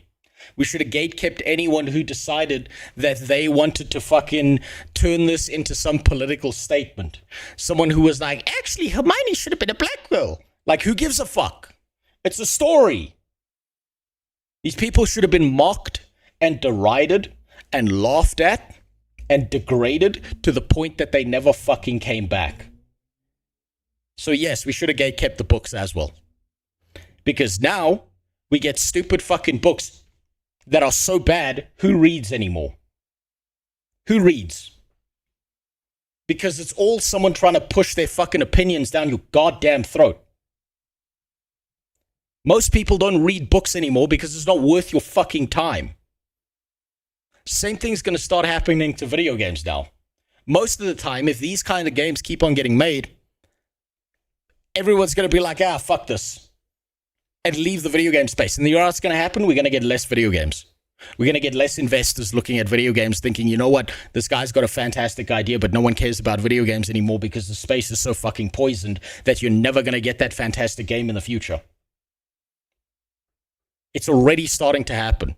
The money is going to the wrong fucking spaces. Them flooding in as the days went on. The game is now sitting at an 85 on Metacritic, and IGN's has now become the most controversial review because, well, the last games that they gave a 10 to were Elden Ring, Stardew Valley, Baldur's Gate 3, and Legend of Zelda Tears of the Kingdom. All of these are massive, beloved, transformative games. They were fucking incredible, those games. Games that people still talk about every single day. So naturally, this game, MIXTAPE, it must be an insane god amongst games, right? Right? No, definitely not. MIXTAPE launched to an eye-watering 15,000 players. Sorry, that's 1,500 players before reaching their peak of just over 2,000 players. It was developed by Beethoven and Dinosaur and published by Annapurna Interactive, a subsidiary. Tears of the Kingdom sucks ass, but at least it's a game. You know what? I haven't played Tears of the Kingdom. My wife picked up Tears of the Kingdom for a little bit, and she was like, nah, you know what? I'm good. Breath of the Wild was enough. of Annapurna Pictures, a company that's owned by Megan Ellison, whose father, Larry Ellison, is the 5th richest person in the world that also happened to bail that studio out of bankruptcy back in 2009. Mute this dude, I fucking answer. Okay, well, welcome to my stream, Callum. This is exactly what I'm talking about, right? You're getting up in your emotions here. You're getting up in your feelings. I don't mute people. I don't ban them. Most of the time. I mean, I banned that other guy, fucking, I've already forgotten his name because he was being a fucking whack job. Todd fight. Look, this is exactly what I'm talking about. Everyone starts getting up in their feelings, starts getting upset, starts getting angry. Demon Red, that's the guy. Yes. I'm not for that. You want to have an opinion in here? You have your fucking opinion. I'm not going to go out of my way to fucking choose a side and decide that someone can't say things. I don't care. You want to fight with each other? I'll break out the popcorn. I'll enjoy the show. 19. Isn't it great when indie games have a golden parachute? Isn't that so common in this games industry? These guys are definitely not going to be beating the allegations of being an industry plant. I'm going to tell you that right now. But I played MIXTAPE, or at least I pressed forward through a collection of memories an entire generation seems to have wished that they had because, well, the reception to this game is just, it is so fake to me. The reviewers that are out there that are seal clapping over nostalgia, this is over things that these guys... I haven't seen this. What the fuck is this? I've never even experienced. Now, I'm not saying that none of this has ever happened to anybody. Obviously, pieces of this have. People have had messy friendships and mixtapes, and people definitely had some weird nights where everything felt a lot bigger than it actually was. But MIXTAPE does not feel like lived nostalgia. It feels like manufactured nostalgia. It feels like people... That's exactly what I said. That's exactly what I said. This feels like someone who thinks they had friends and grew up with friends and did things, but never actually had these experiences. So they instead magicked it up in their head and then convinced themselves it was real and then put that into a video game. People that are pining for a past that they didn't actually live, but they definitely wish that they had, and a version of youth that honestly I think only exists in old movies, old songs, and whatever Pinterest board these guys built this game around. That's why this entire thing doesn't even come off as true to life. It feels like somebody just watched a stack of 90s movies and just decided that's how people lived. I mean, these guys don't even do a good job at portraying the era that they're supposed to be showing here. Like, this is supposed to be the late 90s or 1999, and Slater, who's supposed to be a metalhead, is for some odd reason wearing his mom's pants instead of wearing baggy. There is no fucking way that this dude over here is from 1999. There is no fucking way. I'm sorry. 1999 was the black long hair and the shirt with a metal band's name on it that looked like a fucking summoning portal for a demon because you couldn't even read that shit. Okay, the skinny jeans were a thing though. The skinny jeans were a thing. I did have a buddy who always wore skinny jeans and he leaned very heavily into the emo side. And when I asked him about it, he was like, look, I'm not doing this because I want to. I'm doing this because it gets me pussy. he just real talked me. He like sat down. I'm like, dude, why are you wearing skinny jeans and all this fucking shit and acting so fucking cringe? Why are you doing this? Like, and he was like, you don't understand. Crazy bitch pussy does things to a man. To be fair, he was the only one of us back then who was getting laid consistently as a teenager. Man, he had so many girls. They were fucking whack jobs, though. He had so many girls try and pull a pregnancy scare on him. Baggy jeans or Jinkos. And I realize that might sound a little bit petty, but that kind of stuff matters when the entire point of selling this game is based on its authenticity, and also when the people that are reviewing it are crying about nostalgia, but that nostalgia is misplaced because it doesn't even make any sense. I mean, if you look at the styling of half of these characters, it looks like most of these guys are pulled out of Dazed and Confused. I mean, the guy... Wait. It seems like a guy in a boardroom saw Life is Strange and said, we need to copy this aesthetic. You know what? That might be true, actually. I never even considered that, Green Sky. You might be 100% right about that. If I had to guess what this game's real purpose is, testing how much they can push an image of a perfect game without backlash affecting it. I think that this is a conditioning mechanism, right? I think you're right. I think the idea here is to get you used to the idea of these kinds of video games coming out so that they don't actually have to put effort and energy into building a fantasy world. They can just pump out slop and you'll keep on buying it. And because you're so used to it, this becomes the new normal. Guy in the white shirt and the sunglasses is literally just Wooderson from Dazed and Confused. People had even pointed out that the cassette tapes in this game don't even have the little exposed section where the magnetic tape is supposed to be shown. And this is a game that's called MIXTAPE. How do you not even get that right? People are trying to treat this game they fucked that up. That's like rough. It's some kind of high art. And honestly, I feel like that could actually work. That could be a defense for some of these writers and journalists and maybe even the developers of this game. I don't think that any of this is defensible as a video game. It's not a fucking video game. But this whole experience is so painfully mediocre and poor. What was a cassette like? Let me tell you about the good old days, Callum. Let me tell you about the days where I grew up, where I had a CD collection of all my video games and all my music. And do you know what I would hear from people who were 30 plus at the time whenever they saw me whip out my CD tapes, my CD fucking thing? They would pull out their fucking cassette tapes and shit, and they say, you kids are all fucking morons. This is where the real music is. They would pull out a fucking a VCR videotape that was all kinds of fucked up and looked like it had been through World War III. And they were like, this is where the real stuff is. And they'd put that shit in to a VCR. And I'm going to be honest, some of that shit was banging. That was the first time I saw Gladiator. That was the first time I saw Aladdin. They had some bangers on there. Now, it was a little bit weird that some of the tapes had like fucking shitty visuals because the actual magnetic tape on the inside got scratched. But they did have some bangers back in the day. They may have been right. Poorly written that doesn't even work. Guys, how does this even happen? These characters don't even have any real personality or defining traits, and that's the entire point of playing a narrative game like this. Slater is a dial tone with a few random existential stoner lines. Stacy is the main character, and I couldn't tell you a thing about her other than the fact that she likes music and thinks that stalking somebody in New York is going to be her call to fame. That's a very important point that he just made. The fact that you can't tell any of the personality aspects of any of the characters is exactly what I'm fucking talking about. Right? Instead of building a character who's got a personality, hopes, dreams, a perspective on life, you're instead just getting a fucking propaganda message pushed into your head. You don't know anything about this person.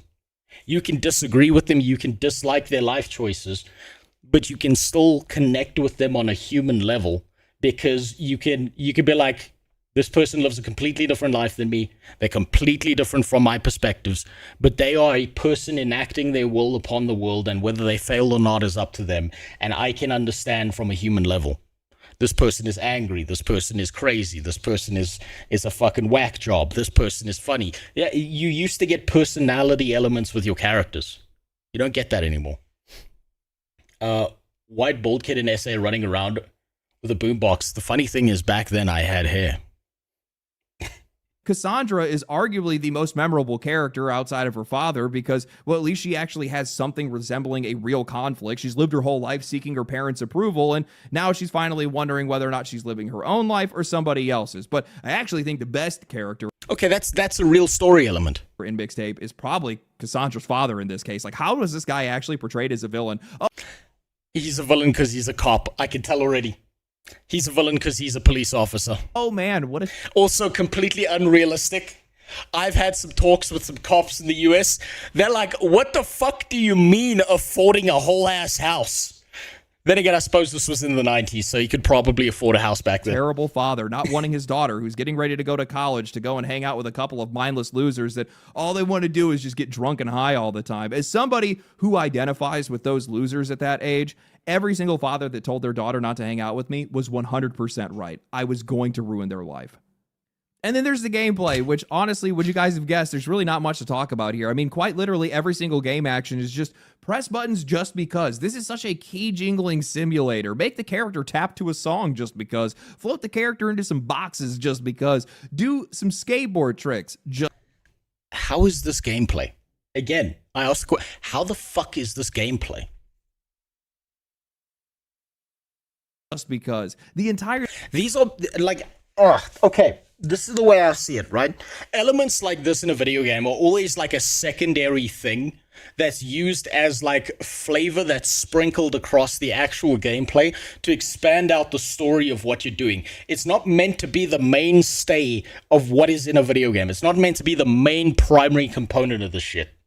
Thing just feels like they put those elements into the game just so they could technically qualify this as a video game, likely because these guys... Also, big L on this.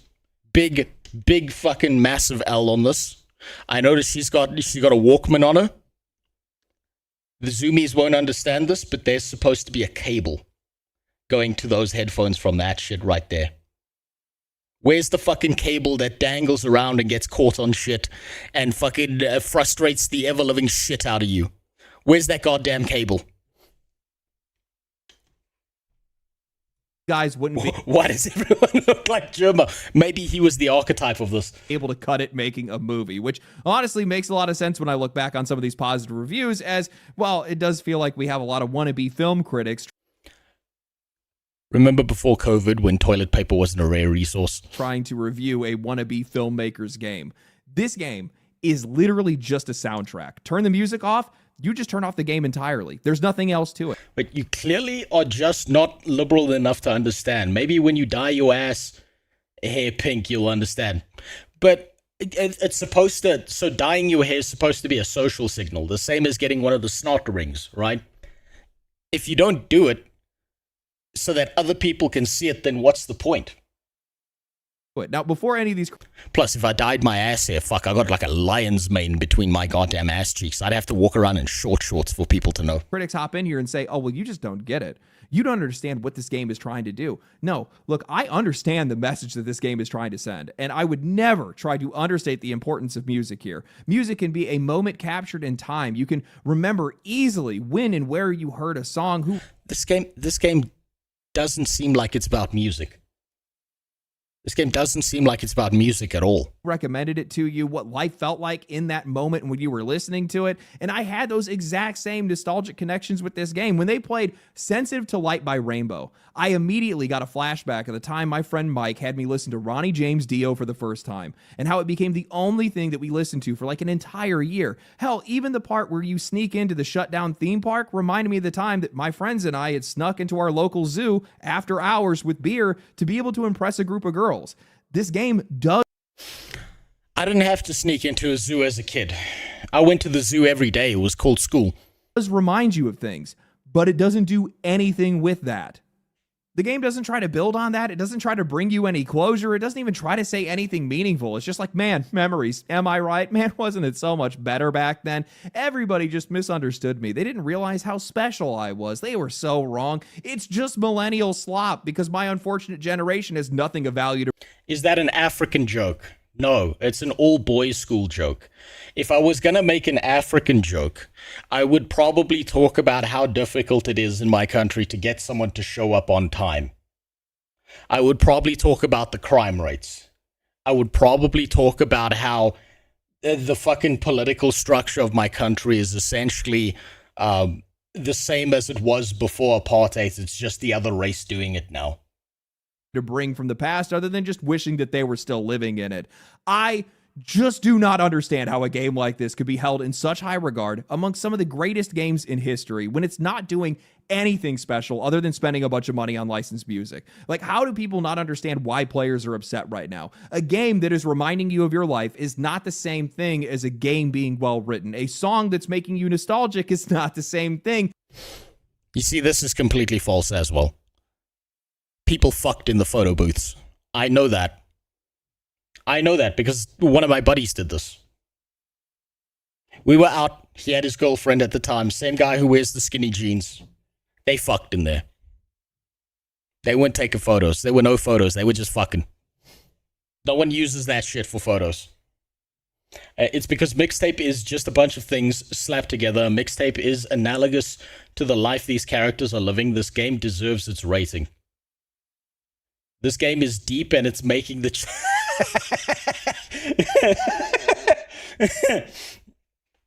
I'll tell you why I don't believe that, right? This game shows zero depth because this is nothing like what I saw in the 90s, right? This is nothing what I saw on TV. None of these people acted like this. It just seems like it's some kind of push for messaging. My biggest issue, however, with this is it's not a fucking video game. If they really wanted to do this shit, why didn't they make this an animation series? Why didn't they make this a short animation film?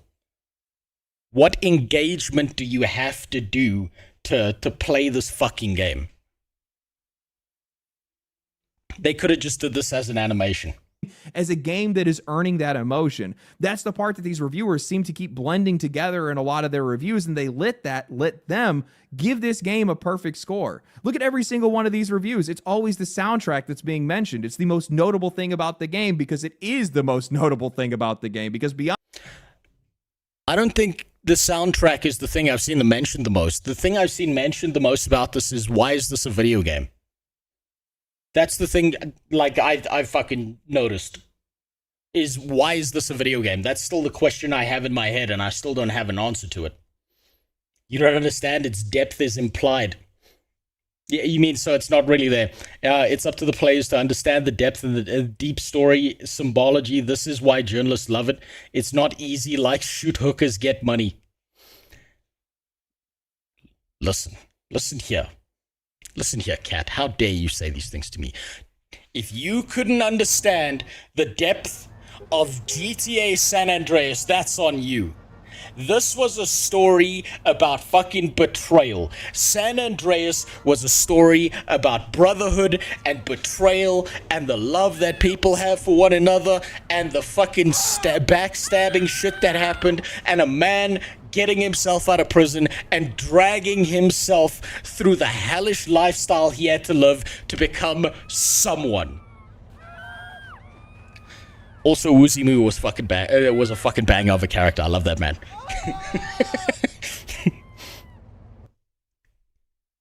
Beyond that, there is just absolutely nothing. That's what players are complaining about right now. But instead of responding to that, instead of meditating on that, the second that this game came under fire from players, it got AstroTurf faster than anything I've ever seen. I mean, we even have Xbox out here putting out a statement saying just because you're not personally into a game doesn't mean it's a bad game. Then you also have people that are saying MIXTAPE is coming under fire for not having gameplay, which...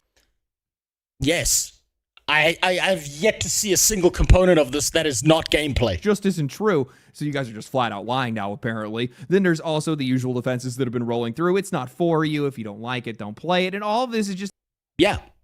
It's not for me, so I'm not going to play it. It's ignoring why people are upset. Because the issue is not that some people like MIXTAPE. Like, fine, go ahead, like it, enjoy it, have your memories, cry to the soundtrack. I don't care. The issue is that this is not a great game or even a good game or even a game that I would consider being a video game. It's just not representative of the hobby. It doesn't belong next to the games that it has now been elevated to stand beside. It is stealing valor from indie games while also being funded by some of the richest people in the world. I mean, they're sending out custom CD players and headphones in their press kits, and somehow this is being treated like some humble little artistic miracle. That is what people are reacting to. They're watching an industry put MIXTAPE on a pedestal and say, this is what we need more of. This is the... That's the biggest issue, I think, actually. Outside of the idea of where the fuck is the gameplay when it comes to this stuff, the biggest issue is, why the fuck is this being held up as the granddaddy of all video games? Why is this thing held up in such high regard and actual exceptional games are nowhere near this? Why is this thing getting pushed so fucking hard? Why is this, of all things, the thing that's being AstroTurfed to everyone?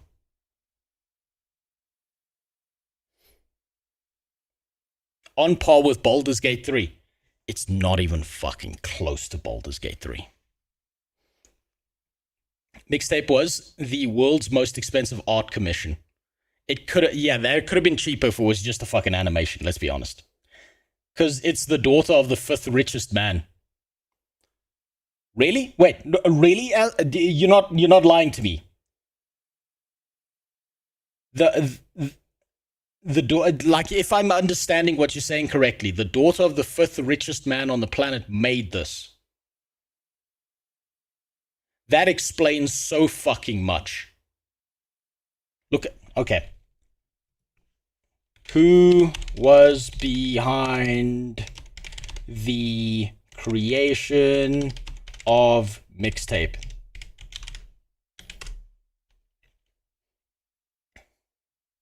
Lil Wayne. Lil Wayne. Okay, well, hold on. Creation MIXTAPE, Pioneered Night. No. The game. The game MIXTAPE. Coming of age, blah, blah, blah. Creative director, writer. The force behind it is Johnny Galvatron. What a fucking surname. A former musician. Okay, Artful Escape. I'm not seeing any... Hold on. MIXTAPE. Game. 5th richest man's daughter. I spelled that wrong.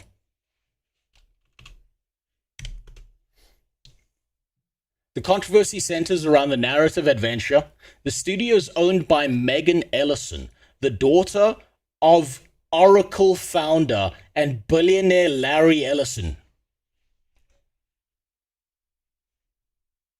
Holy shit, this makes so much sense. Hey, what up, General Apple? How you doing? Sorry, I missed your streams over the last 2 days. I was welding gates together. This makes so much more sense now. This makes me understand how this got AstroTurfed.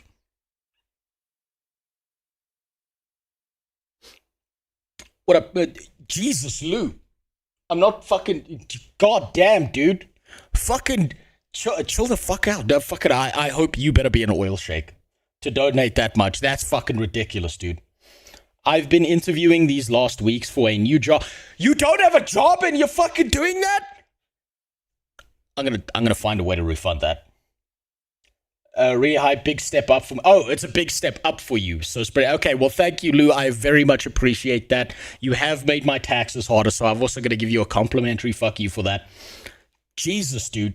You fucking scared me. You gave me a heart palpitation when you said you're looking for a new job. I fucking nearly panic attacked there.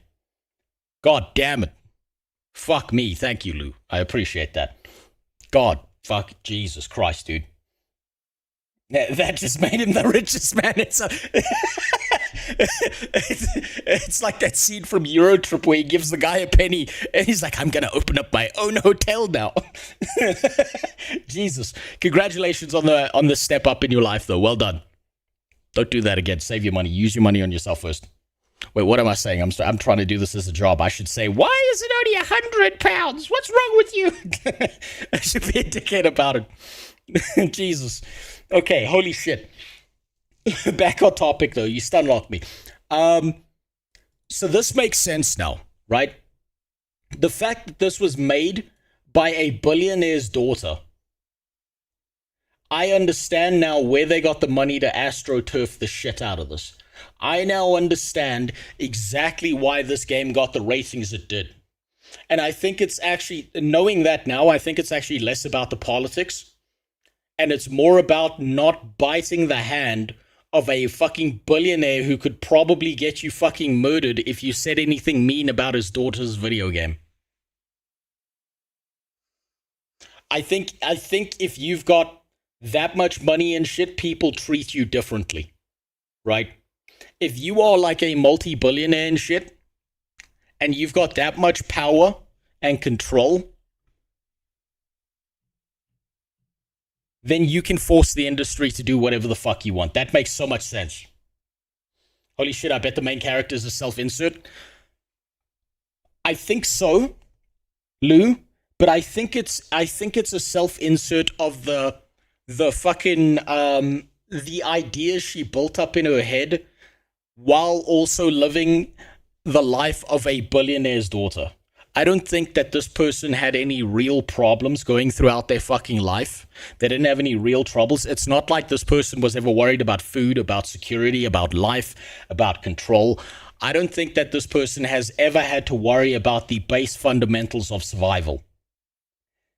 And because their life was so good, they built up a story in their head as to why they're so mad about things, and then put that on paper, put pen to paper and made this video game. Oh my God. That makes so much sense now. I thought you were fucking with me, Ella Razzle, when you said that. Queer activist daughter that lost 200 million if failed woke movies. Wait. She's made movies before and they've lost a bunch of money. They want you guys to give a shit about this. It's all to make you angry. Read the Epstein emails. I'll tell you why that's not true, Callum. I don't think that they give a fuck about distracting people from the Epstein files. Because who has been arrested or fucking executed for the sick shit that happened on the Epstein Island? They wouldn't have given they've got no reason to give a fuck. All Epstein taught, the whole Epstein Island thing, all that taught these fucking sick fucks was that they can get away with anything and nothing's bad's going to happen to them. They can literally fuck kids on an island and turn them into beef jerky and nothing's going to happen to them. They don't need to make everyone angry because no one's going to do shit to them. Standard. This is the kind of game that deserves to be remembered. Wait, producing garbage to make everyone angry, they literally said in the emails, do they? Well, maybe I'm wrong about that, but honestly, I think they don't need to. None of them are going to face the consequences of their behavior. The players are looking at it and saying, no, absolutely not. I think what bothers me the most about MIXTAPE, and this is probably true for a lot of other people, is that everybody can see what's going on. Okay? Like, we're not the crazy ones here. The math doesn't math. This just doesn't make any sense. This game is getting far more praise than it deserves. And the minute the players 100%. start talking about that, the minute they bring that up, all of a sudden everybody wants to start acting confused. Oh, we got another victim of the culture war here. No, that's not what this is.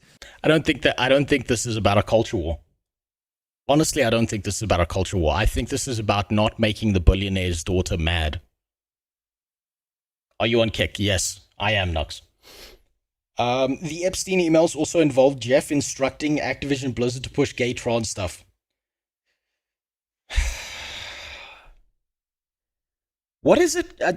What is it with people getting to billionaire status and all of a sudden they have this desperate urge to fuck kids and fuck up everyone else's life and push a bunch of narratives on people? I don't understand. I'm late to the party. Did you unban that Sonic-loving weirdo from yesterday? I did, yes. Someone reminded me of it earlier, Lou. Someone did, yes. So why doesn't she fund an MMO? Lack of creativity, probably, Hammering Time. Probably fundamental lack of creativity. She doesn't have the ability to do so, or the understanding, the deep fundamental understanding of how games actually work, and that's kind of fairly obvious from MIXTAPE because it doesn't function like a video game. So I don't think she would understand the technical limitations, the skill, the talent, the different styles, the development cycle, how long it takes, the amount of effort and energy and getting the right devs in, blah, blah. I don't think that she understands that. Or it's because MMORPGs are on a backslide. Let's be honest, MMORPGs are fucking dying.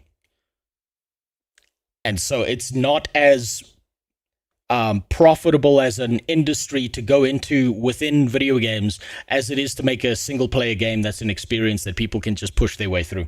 Stop doing that. This is a short, expensive, heavily curated nostalgia product that's being paraded around like it's an indie darling that is somehow now in the same conversation as some of the greatest games ever made, and it's been defended since the moment the game came out. But it's also just not that good. Like, not even close. That's my biggest consternation with this. Every clip I've seen of this fucking thing, it's not a video game. It's an interactive experience. It's like the second Hellblade game. That's not a fucking video game. That's an interactive experience.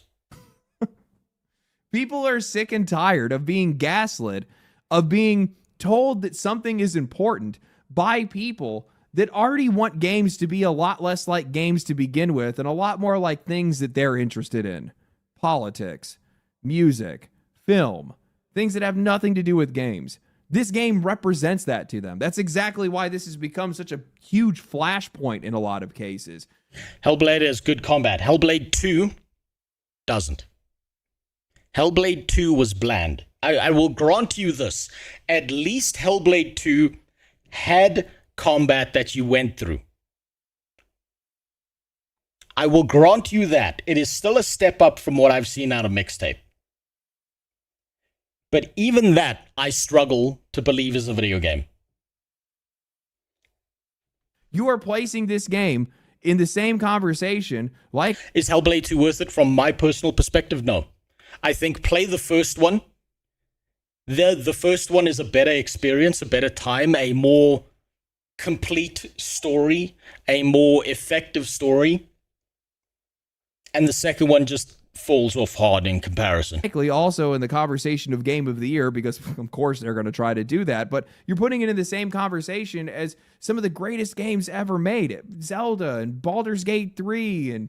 I think people are going nuts over a culture war when the entire game is just a rich daughter's art project that daddy funded. I'm inclined to agree with you. Learning that single piece of information has changed my perspective on this. I don't think that this game is culture war stuff. I think that this is some slop that was pushed out by a billionaire's daughter because she wanted to have it made and no one's going to bite the hand that feeds them. I 100% believe that this shit is not culture war. This is just that bitch had so much money and daddy has so much power that no one's ever going to say no to them. My son played the first Hellblade, loved it. He begrudgingly played Hellblade 2 and bitched the entire time. Have you considered taking your son out for a nice seafood dinner as a congratulations for having taste? Well done as a parent, by the way. Well done, congratulations. That's a rare thing to see as a parent who's managed to raise their child to have some taste. The first Hellblade, my wife fucking loved that game. I know, I watched her play the whole thing. And it was great. It was basically crazy schizophrenic lady running through Walmart, attacking people in the different aisles because she thought she was a Celtic who got invaded by the Vikings. It was amazing. Fucking brilliant. Combat and gameplay and the puzzles were kind of, they were like 6 out of 10, but they were still there. It was still a fantastic experience. I can't say the same about what I've seen out of MIXTAPE though. I'm trying to think of all the 10 out of 10s in the industry. I'm sure there's probably a GTA in there and maybe a couple of other things as well. There's tons of games that have gotten 10s out of 10s, but they're like the pinnacle of the games industry. That's why none of this makes any sense to... Wait, I mean, there is a culture war aspect to it, mainly the lack of journalistic integrity from all these journal agencies that allows this astroturfing in place. You're right? But personally, so I think that the culture war aspect of this is something that's happened to video games for a very, very fucking long time. And the people who are reporting on video games, reviewing video games, who work within the industry are not people who love video games. They are journalists who needed a job, right?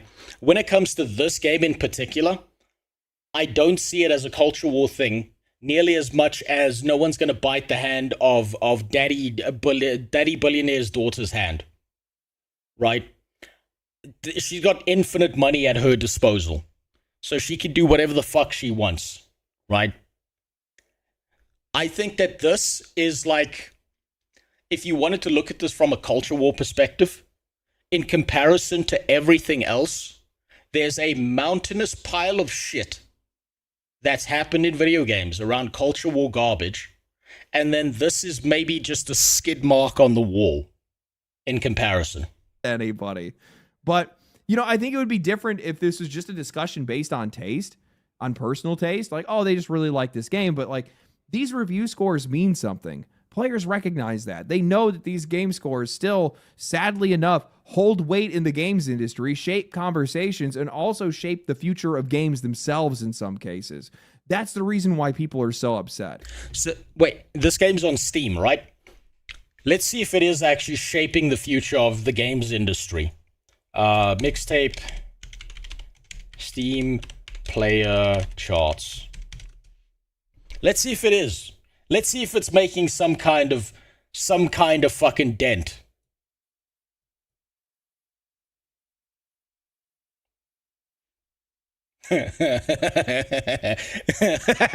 Nope. The peak player count 2,000. No.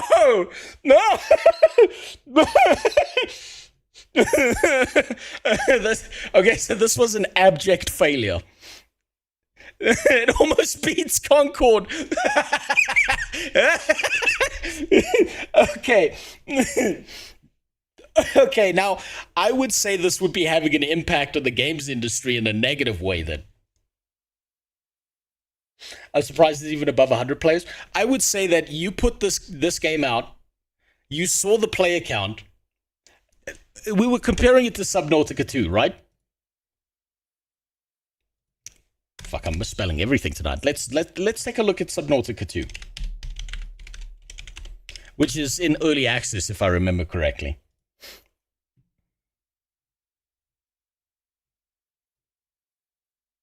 Yeah, it's early access.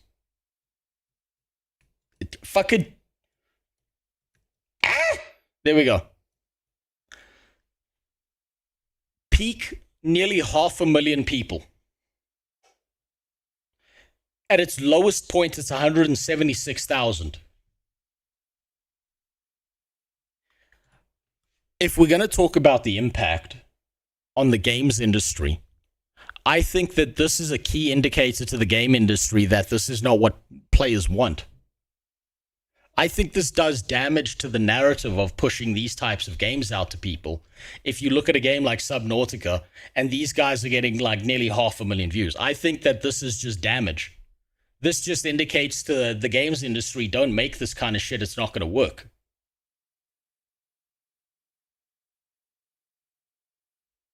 What? If that's the whole idea, is that they're changing the game industry, then this is changing the games industry for the better, actually. Because of the outrage, the outcry, the wondering why this is a fucking video game in the first place. The game is only 3 hours long. What replay value is there? There's probably 0 replay value there. Because it's an interactive experience and not actually a video game. MIXTAPE makes Death Stranding look like Doom Eternal. Jesus. Yakuza games mod MIXTAPE in terms of interactive movie shit. Absolutely. Oh my god. Oh my god. The Yakuza games are incredible. I watched Muckluck's playthrough of one of the Yakuza games that I haven't played. It was fucking brilliant. God, that game is brilliant. Jesus. If anything, you know what? Maybe I'm wrong. Maybe this is actually good. Maybe we needed a MIXTAPE to be made. Maybe game devs are going to look at MIXTAPE, look at the player numbers, look at how many people bought it, how much money was put into this, and they're going to be like, yeah, we're not fucking doing that again. That's exactly how we fail. Is by not making a video game, but an interactive experience. Like that, maybe we actually needed MIXTAPE. Maybe this helps actually fix the video games industry. Maybe we needed a MIXTAPE to be made. Careful saying that shit. No one uses MIXTAPes anymore. They just steal everyone else's stuff. It's fine. You get free music, you hop on a bus, okay? Players know what these scores mean. Is this Gamergate 3? No. That's not going to be Gamergate 3. This is the reality of the situation. This is the world we live in now, Cyro, right? What's going to happen is everyone's going to get mad for a week, and then some new bullshit is going to happen, and everyone's going to forget about MIXTAPE, and they're going to move on to the new thing, right? If you want an example of this, if you want to understand exactly what I'm talking about when it comes to this, you can look at the political sphere of things. So, like, let's go, yeah, here we go, right? If we look at Asmongold stuff, right, because he does a bunch of political shit, right, and yes, I do watch Asmongold, I watch a bunch of people, I watch Hassan too, I watch everyone, because I'm looking for fucking differing opinions on shit. 1 month ago, let's go back to 1 month. Let's see. If we go to 1 month ago, Crimson Desert proved everyone wrong, right? That's a video game one. Who the fuck is talking about Crimson Desert right now?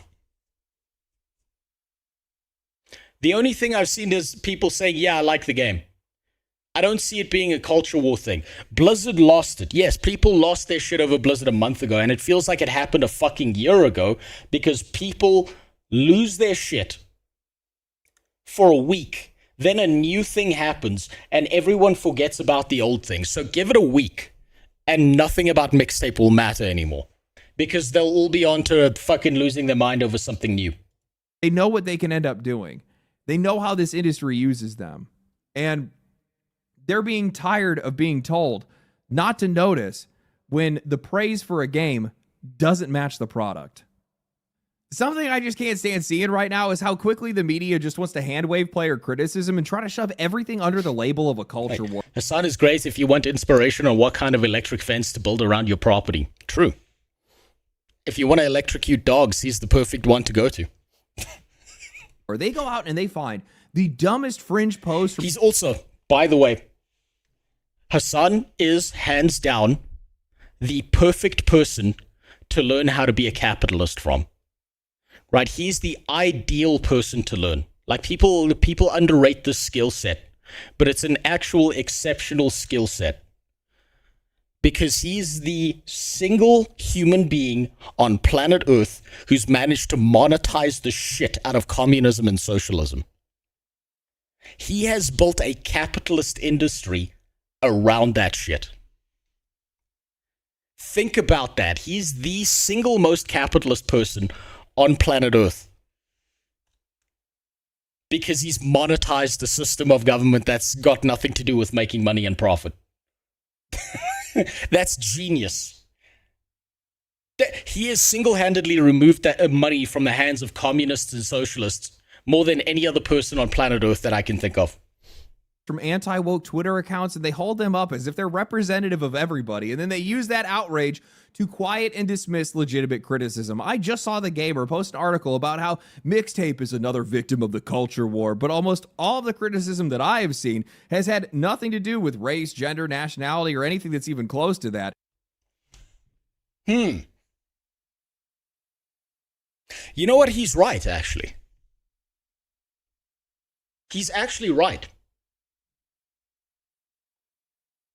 I can't think of a single post that I've seen that's blown the fuck up that's been talking about race, culture, nationality, or any of that when it comes to MIXTAPE. Bare minimum, I would think that a bunch of people would be raging about how dare they do this, and it's a bunch of fucking white girls and blah, blah, blah. I would actually expect that from both the left and the right. But I haven't actually seen that at all. That's fascinating. It's 100% about the video game.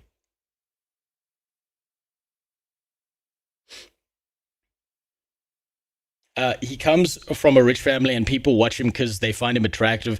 I think he's ugly, but that's just me. Like, whether he's attractive or not, that doesn't fucking matter to me. I'm not trying to fuck him. I don't care. He's 1,000% a grifter, spouting and monetizing his ideals. And when he gets any backlash, it's constant redirection and recontextualization and reframing and corticulus. Yes, you're right. But think about that within itself. That's strategy. He's perfected a fucking strategy. Right? He's found the perfect way to avoid any accountability by continually switching his position and playing to a particular crowd of people who, no matter what he does, they will defend him.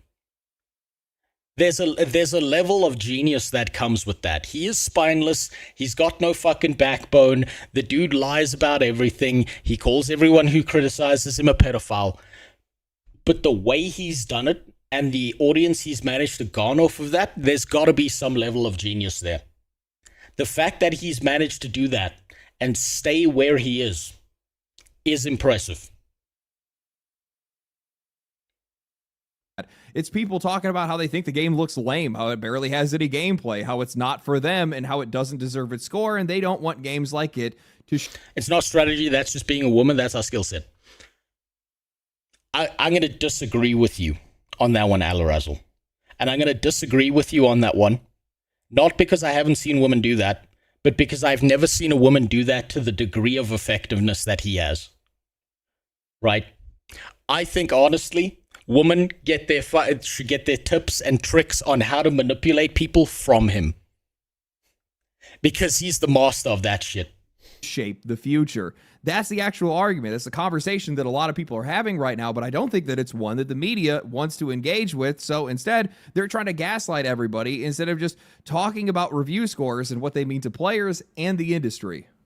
For a long time, reviews were supposed to be able to help players find games and also understand what games were actually worth their time. But also, at the exact same time, it showed a level of quality that the games industry should be aiming for. They were supposed to be coming from people who loved games, understood games, and could explain why something stood out when something else fell short.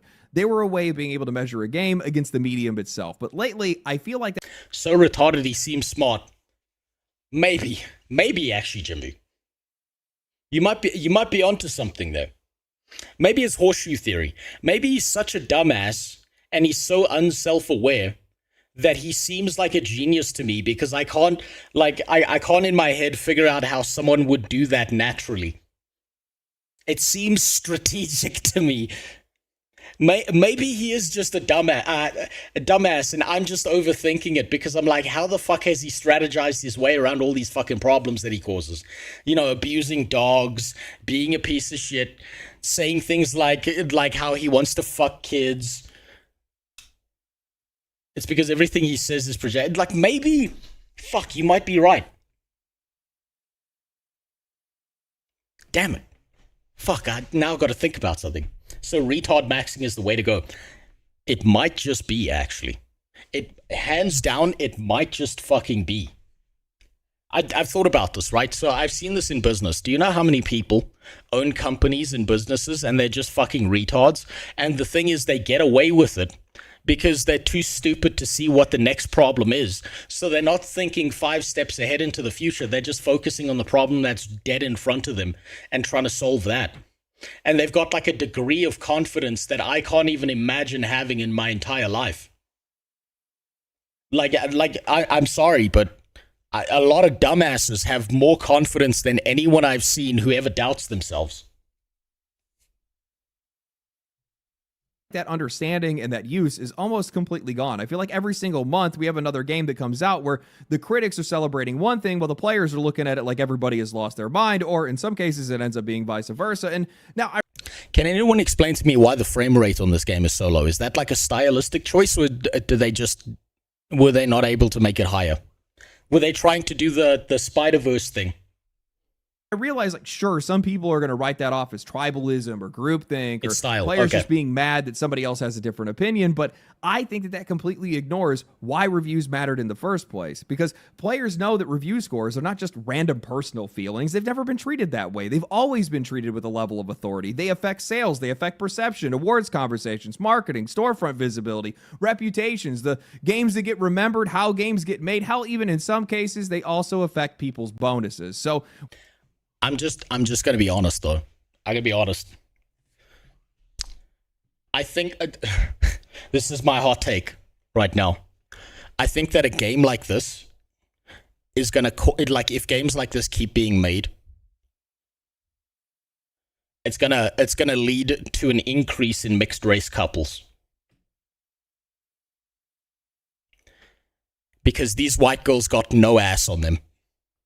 If I grew up thinking all white girls look like this, I'm marrying outside my race. When people are out there and they're trying to downplay any of this backlash, saying, oh, well, it's just one person's opinion, I think that's what's really getting players pissed off, because that score is not presented like it's some diary entry. What are we talking about here? It's published from a major outlet. It's carrying the weight of that outlet. And when a major outlet gives a game a perfect score, they're not just saying, oh, I had a nice time. They're placing that MIXTAPE is BBL propaganda. Yes. Yes. You did, though. Your wife's Greek. Fair point. Yes, I did. I remind her on a daily basis that she's not white. She's getting too used to it. I've got to find a new angle to irritate her with. Game in the upper tier of the medium. They're telling the audience that this belongs among the best. They're telling the industry that this is the standard to meet. They are saying that there needs to be more games like this. So, okay, that's fucking insane. That's insane to look at numbers like this and say, we need more games like this. No, we fucking don't. It's obvious it doesn't work. That's fucking cope from the video games industry. Let's actually follow that logic. If MIXTAPE is going to be one of the best reviewed games this year, if these critics are really going to put it up there in the upper echelon of the games industry, then what exactly do these guys want the industry to take from that? Because, I mean, you're giving it a 10, you're giving it 100%. You're saying this is one of the best games that have ever been made, so you want them to learn something from it, right? I mean, when Baldur's Gate 3 and Expedition 33 blew up, those games taught the industry a lesson. They showed that turn-based games are still very much alive, that players want quality and agency, and they want systems that are responding to them. They want better narratives. Wait, I wonder how much money was spent in this shit? All of the money, Eucharist, right? Think about how dog shit Rings of Power was, and that was like $1 billion was spent on it, right? What happens is, if you've got a lot of money, you can always throw money at a problem, so you always try and solve the problem by throwing money at it and not looking at quality, right? I bet because this was funded by a billionaire's daughter, this was probably a multi-million-dollar project.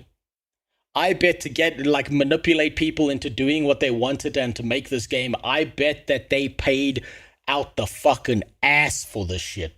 When millions because of the licensed music. There's that to consider as well.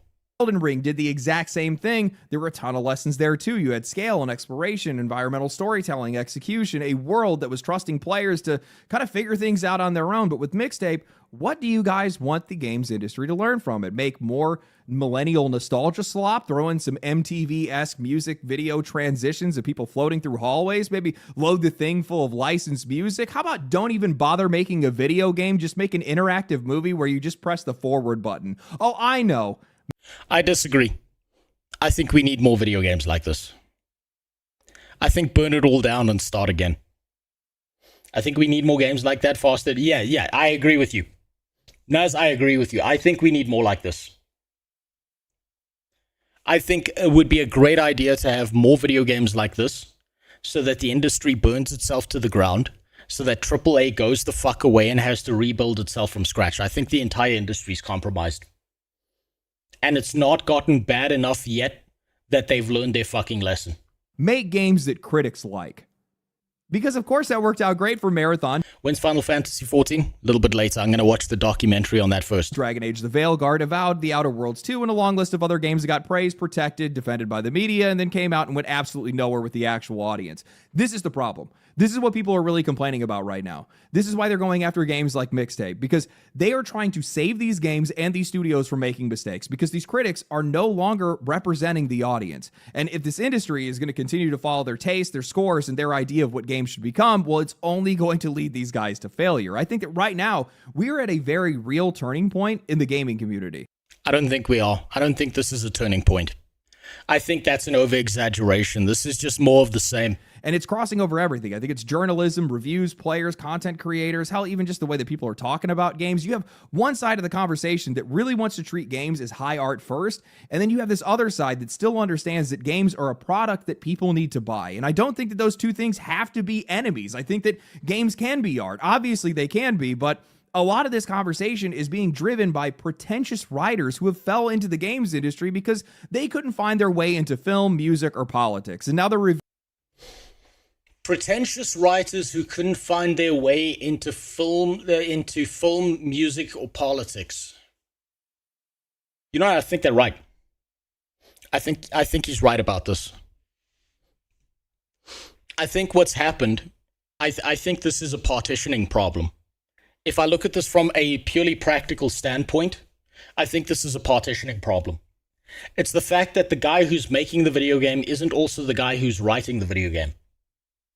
That they all sit in their separate little components and they do their little components separately, and the guy who's deving out the game is getting paid to dev out the game, not think critically about what he's putting into the game. I think this is why indie studios pop the fuck off a lot of the time and make exceptional games. And it's because the guy who's deving the game is also the guy who's giving creative input. I think honestly, you know that SAG-AFTRA strike that happened, where a bunch of writers were getting fired and they were all protesting? I wish more of them got lost. They don't deserve to be in the positions they're in. A lot of those fuckers do not deserve their first world positions as writers if they keep on writing fucking garbage like this. You need to experience problems in life and have experiences in order to write about them. If you're some rich privileged kid who has daddy wipe their ass, daddy's not wiping their ass. The third maid hired by daddy is wiping their ass for them. Dad's not wiping their ass. Dad's not involved. Viewing these games through those principles while completely replacing the audience's expectations, because they are not like the audience. They do not view games in the same way. Now, it's not like those principles don't matter. I appreciate the high art in games. I think it's absurdly cool that people can create here. The interactive worlds, the incredible soundtracks, the engaging stories, the places that you can actually live in for a while. And in my eyes, games are the pinnacle of art. They really are. They're the... Romanticizing struggle is just as cringe. I disagree. I'm not romanticizing struggle. I'm saying that life happens. Life is a set of experiences that you go through. Does anyone want to go through struggle? Absolutely fucking not. Do you learn something from it? Absolutely you do. If you never go through any form of struggle or systematic like fucking trouble in your life, you don't develop, you don't grow, right? Now, you don't have to, I don't know, you don't have to drop yourself into the middle of a fucking war zone to go through struggle, right? You just have to experience different components of life and then write about that. It doesn't have to be romanticized. It's simply a system of what happens to you. And if nothing's happened to you, then you're not going to have any perspective on it. That's kind of what it sounded like. Well, that's not what I intended to sound like. Struggle fucking sucks. It's horrible. But it does teach you something. What do we even talk about each shitty game like this? The best way to punish them, in my opinion, is ignoring them to Alt F4. We're talking about this because I want to talk about this because I'm confused as to why this is a video game. That's why. But as to your point, Brando, it looks like most people agree with you. Most people aren't going to bother to play it. The intersection of... Plus, I'm curious. I'm coming into this with not enough knowledge about this, right? I'm just seeing the astroturfing. I'm seeing some of the clips. I'm very confused as to why the fuck this game was made. Why wasn't this just an animation? Why did this have to be a video game? Why were games journalists pushing it this hard? I just learned from you guys that this was funded by a fucking billionaire's daughter. I just learned that. I'm curious. All forms of art, but for players, customers really, they're still buying a product. And while they can appreciate the story, the music, the themes, the emotional intent, they are usually going to care more about the game part than they will the product, because that's usually what they're trying to spend their money on. That's the escapism. That's where a lot of the fun is in a lot of these games. It's what separates games from every other form of media. So when something like AstroTurfing aside, the publisher Annapurna backs a lot of indie and weird games. A lot of misses, but some are hits. That's good. The Outer Wilds is one of them, and personally is in my top 3 favorite games played. The word diversity is tainted nowadays, but there's still value in the concept. Of course there's value in the concept. Of course there is. Because you get different perspectives on life and shit. You get to see some shit. You get to experience some things you'd never experience in reality and stuff. I think Annapurna, by the sounds of it, they're looking for winners, right? They're throwing shit at the wall and seeing what sticks, which is probably the right thing to do from a game perspective. If you're trying to find video games that are going to pop off and stick with people, you're gonna have stinkers along with winners. That's just how it is. I'm sad it's by Annapurna. They have some really good games out there. Well, yeah, there you go. So I can't blame Annapurna for this. This is not like they're pushing a narrative. I think if they make weird and wacky artistic games, then this kind of thing seems right up their alley, and they would think to themselves, well, let's give it a try and see what happens, right? Maybe we have another one that pops off like Outer Wilds. Maybe we have a stinker and we move on. We make another artistic project that wins. Maybe that's the right way to do it. MIXTAPE costs $20, barely has any gameplay, and it's still getting treated like it needs to be with some of the best games in the entire industry. Games, by the way, that a lot of these players really care about. Of course these guys are going to recoil. Of course these guys are going to get mad. And it's only going to get worse when the defense turns into this smug little lecture about why you should like it or how every single game is important. That's the part that irritates me. That is the part that irritates me. is when someone is trying to force you to like something you don't like. That does irritate me. Games journalists, if you're a video games journalist, your focus is focusing on the game, telling people the good parts of the game, the bad parts of the game, right? If I was a games journalist, and I mean, Jimmy's seen me play some games like I am a fucking games journalist, the thing I would point out that's good about this is probably all the soundtracks they put in, all the artistic stylization, all the the graphical clarity and visual clarity of this thing. The things I would shit on is where's the fucking gameplay? Why are we taking these secondary systems in games and trying to make them primary ones? This game has no replayability. There's no reason to go back. This could have been an animation, right? You're supposed to point out the good and the bad, not push a narrative and tell people, no, you have to enjoy this thing. Why you're... Or you're a racist or whatever. Lesser for not liking it for whatever reason. Oh, you just don't get it, man. You know... Don't you just love people worked hard on it? That doesn't work on me either. That doesn't work on anyone. No one gives a singular fuck how hard you worked on something. No one gives a shit. You can go into the forest tomorrow and hunt down a deer, chase after it, and bite through its neck with your teeth. Or you can use a gun. The output is the same. It doesn't matter how hard you worked on it. And the output is what matters to the product of the person you're selling the thing to.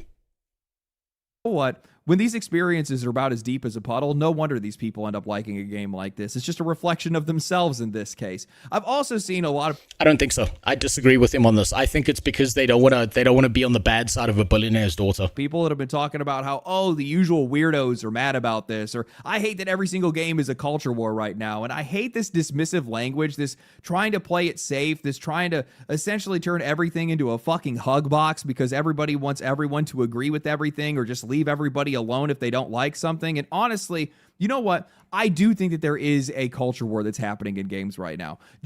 There is, but I think that this game is not the primary culture war fucking... This is not an inciting incident. This isn't fucking video game 9/11. Not the one that I think a lot of these people believe is happening. The real fight is between the industry and the audience. It's around pricing, it's around ownership, it's around direction, it's around whether or not these games are still being made for the people that play them or for people who seem almost embarrassed of them as video games in the first place. That's why those jawbreakers should have beaten the fuck out of those characters. There should have been bruises all over their faces. Action to MIXTAPE has gotten so hot. It's players not just rejecting one game, they're rejecting what this game represents to them. The idea that games should be less interactive, less player-driven, less fun, and somehow become more respectable because they're going to borrow from film, music, politics, or whatever else. It's not just, I don't like this game. It's, I don't like where you guys keep trying to take games. And these guys aren't putting up with it anymore. I'm just sick and tired of the players not being able to have the conversations that they're trying to have, and a lot of this stuff ends up being relegated to content creators more than anything else because they just kind of get shut down on social media. Yeah, they get likes and updates and stuff like that, but there's really not a lot of movement from a lot of that stuff, and a lot of their concerns aren't really voiced. You know, players are not hating on small games. They're not trying to take down these indie games. This isn't a culture war over identity politics. I'm not going to pretend like that stuff doesn't exist or those conversations don't happen. They definitely do, but what this is more or less, it's just people that are sick and tired of people that are speaking on their behalf that do not represent them in the slightest. Yes. That I agree with. That I fucking agree with. 100% I agree with that.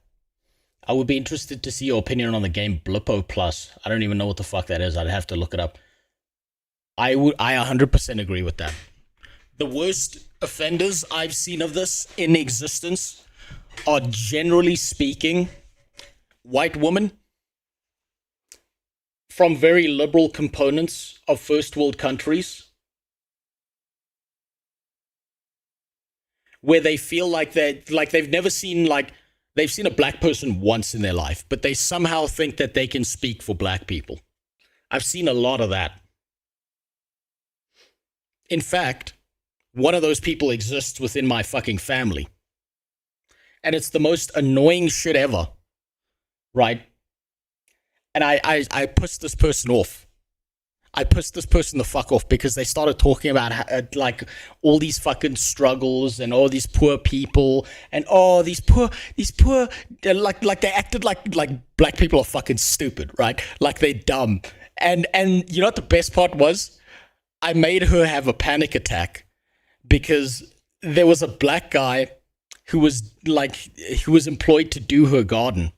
And I was like, well, it's better, instead of like you talking to this person, why don't we go talk to the black guys outside doing your garden right now? And she had a fucking panic attack. She was like, no. I had such a good time fucking with her. I don't understand this whole idea of speaking on behalf of other people. And I do feel like video games journalists are trying to speak on behalf of gamers. I do feel like that happens all the time. Want to fight the gaming culture wars? Go start bullying these freaks out of games originally made for us. Why project that on some rich daddy daughter's art project is what I don't get. Yeah, so like this is the thing, is honestly, I think that the games journalist reporting on this, the games journalist trying to push this into like people's heads and trying to tell them what they should or shouldn't like, are the people who deserve to be bullied more than anyone who is involved in the creation of MIXTAPE. They're all paid off, fuck them. Exactly. I believe they need to be bullied for this. MIXTAPE should exist as a game. I hope more terrible games like this happen so that it burns down the industry and we can get rid of these people. But I think the biggest problem here isn't actually the game. I think it's the games journalists trying to push narratives on people and trying to speak for other groups. They pretend to have struggled and advocate for the lessers, but the second they come across actual difficulties, they freak out. Well, of course, it's storm in a teacup stuff. If they've had a good life, if they've had a comfortable life, congratulations, good to them. But when something really bad happens, then it's a fucking problem. Then they lose their goddamn minds. Of course that happens. They're not used to it. They're not conditioned to bad shit happening. That's what a lot of this is about. People are rejecting MIXTAPE not as a game, but as a symbol that the score around it creates. That's probably the better way for me to be able to put this. Something this highly rated is going to give a green flag or a green light to a bunch of different publishers and developers that something like this might be a good idea. I mean, Is it though? Is it going to give them a green flag? Is it going to give them a green flag? Because at the end of the day, video game publishers and developers want to make money. They want to make a game that's going to make them a return on investment. If they look at the player charts of this game, if they look at how many people play this game, are they really going to think this is a good fucking idea because a games journalist said, yeah, it's a wonderful idea, go and do this? Critics really liked it, right? And a lot of players just don't want to have anything to do with that. They're trying to send. It may give a green flag if they think some millionaire will fund it. That's actually a good point, Eucharist. That's a good point. If they think they can get a billionaire's money because they're going to make a pile of slop and get it funded by them, that might actually make more of those games.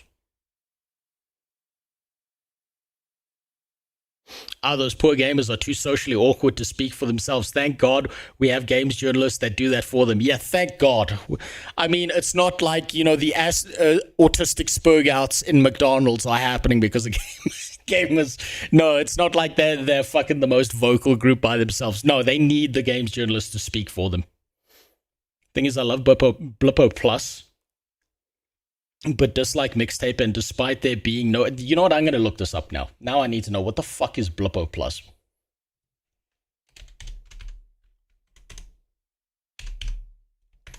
What the fuck is this? From the people that brought you Untitled Goose Game, and thank that was a fun game. Goodness you're here, comes a revolution in television. The Blippo Plus trailer starts in 11, 7, 5, 3. Oh, forget it. Science news. Astronomers at the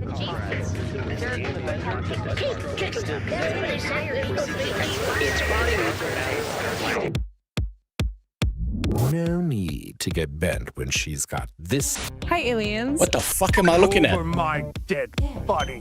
What the fuck is this? You can't do that without my... Hey, you, pay attention to us. Your Highness? We have a question for the Quizzard. I'm just saying, it makes good TV.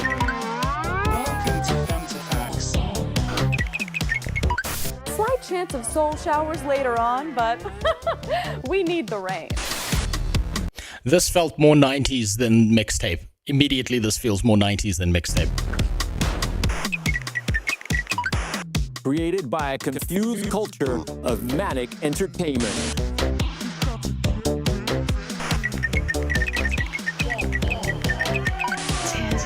This is some wacky shit. Jesus. In a world of cosmic chaos, you're tuned in to Blippo Plus, the sanest slice of subspace. Blippo Plus. It's a must. Out now. Now, the problem is I have no idea what the fuck the gameplay of that is like. I don't even know what the hell's going on there. But that looked more artistically inspired. It looked more neat. It looked more out there, right? That seems like the kind of artistic experience of a game that I would like to enjoy rather than Mixtape. Mixtape doesn't seem to have the same kind of development that a game like Blippo Plus does, just on a surface level from a first impression. You literally just watch weird alien TV that sucks, that's stuck in 90s culture. Well, it certainly felt more 90s culture than Mixtape does. The message right now that this is something that critics like and that we don't want to have anything to do with. So they're frying this game. They're roasting it the best they possibly can, and they're doing a great job at doing it. But that did feel, you know what, you're right, that did feel like Adult Swim shorts. Yeah, no, actually, we'll take it back one step further. That felt like those like advertisement kind of things that used to happen on MTV between the different shows every now and then, where like you would tune into MTV and you're like, what the fuck am I looking at? By the way, this should have been a movie. Or maybe they need to make some type of other secondary category that's not inside of video games, because this is definitely not a video game. This is definitely not a part of that conversation. It's definitely not a movie either. It's existing in this weird... I agree, and put Hellblade 2 in the same category as this. Limbo area, but the problem is that when it's dragged into this conversation, I'm going to be real with you, I actually think it's unfair for these game reviewers to have actually reviewed a game like this, because of course this is the kind of treatment that it's going to get. I don't think it belongs here. And I think by dragging it into this conversation, you're making them look bad. You're ruining their own reputation. You're ruining... No, they can do that fine by themselves. Their chances for their next game that they put out. And I don't think that's fair to them. I don't think it's fair to the audience. I don't think it's fair to anybody, to be honest with you. You know, all I'm going to say is that I think it's very telling that we have a bunch of journalists that really resonated with a bunch of teenagers that felt that they are misunderstood and that everybody else is wrong. That secretly, they're special. Not everybody else has figured it out yet. And maybe they will in the future. Really, really tells a lot, doesn't it? Anyway, yeah, pretty good video. Hope you guys enjoyed the video. Some takes I disagree with there. I don't think this is so much culture war as billionaire daughters decided to spend a bunch of fucking money and they were going to do whatever the fuck she said to get that cash. I think they just had an infinite pile of money and they probably bought out the games journos and they AstroTurfed the shit out of it on social media. And it's because they had an infinite amount of money to do so. And it turns out that even when you have an infinite amount of money, you do something that people don't care about, you're not going to see the follow through when it comes to the population charts on it. I don't think that this game has what it takes to be a video game. Maybe it should be an animation, but it's not a video game. So now I have a question. Why am I fine with games like Blippo Plus but not Mixtape? Is it the message or the presentation? It's probably a combination of both, but it's also the level of personal engagement with what you find fascinating or interesting, right? So it'll come down to what's got a realistic engagement element to you, right? Or what has a component to it that makes it feel better. Right, so like a good example of this is there some kind of engaging hook that sets off the dopamine centers in your head, or does it kind of fill you with a semi level of disgust and like a what the fuck am I doing here kind of feeling? So millionaire daughter, no, billionaire, thank you very much. going in the gamer girl phase. I don't even think she's in the gamer girl phase. I don't think she's involved in video games. I think that this was her first attempt because if what you say is correct and she's attempted to do this with movies before, she's realized she's failed with movies and now she's moving on. And what's going to happen is if she keeps going with video games, eventually she's going to fail enough here that she's going to move on to another entertainment industry and do the same thing there until she finds one that pops off, because she can fail an infinite amount of times because she's got an infinite amount of money. That's just how it is. Right, she's tried to find where she belongs, and she's made it everyone else's problem along the way. It's a nothing burger. The only cultural aspect about this game is the fact that people are distracted by this while there are actual problems. Well, you see, there's this thing. You can care about multiple things at the same time, right? I don't really see this as much of a distraction, so much as this is just an indictment on how fucking rigged the video game industry is. I think that the biggest problem with Mixtape isn't Mixtape. I think it's the way that it's been presented by a bunch of people in the video game industry trying to pretend like they know better than everyone else. That's the biggest issue I see here. That's really the biggest issue I see. Now, enough for this horse shit. It's time to move on. What a bland game. What an AstroTurfed piece of shit. And yeah, if I'm being honest, here's the problem. I think that the outrage side of this comes down to content creators see this as something to farm for clicks and views and shit like that, and they're gonna get some monetary kickback on that. And I think from the video games journalist side of it, this is not anything new. ESO stream when? Next week. I don't see this as anything new from the video games industry. This is just more of the fucking same. That's it. It's just an easy thing for people to farm and be outraged about because they can monetize viewership off of that. That's what I see it as. So, I've watched the first piece of this documentary, which was apparently the most boring part of this. It was the worst component of this thing. Right? We are going to watch the second two parts of this documentary, and then we're going to play some Final Fantasy XIV. Apparently, the second one is where it gets good. But before that, I hear an alarm going off outside my house. I have to be right back. I will see you in a second.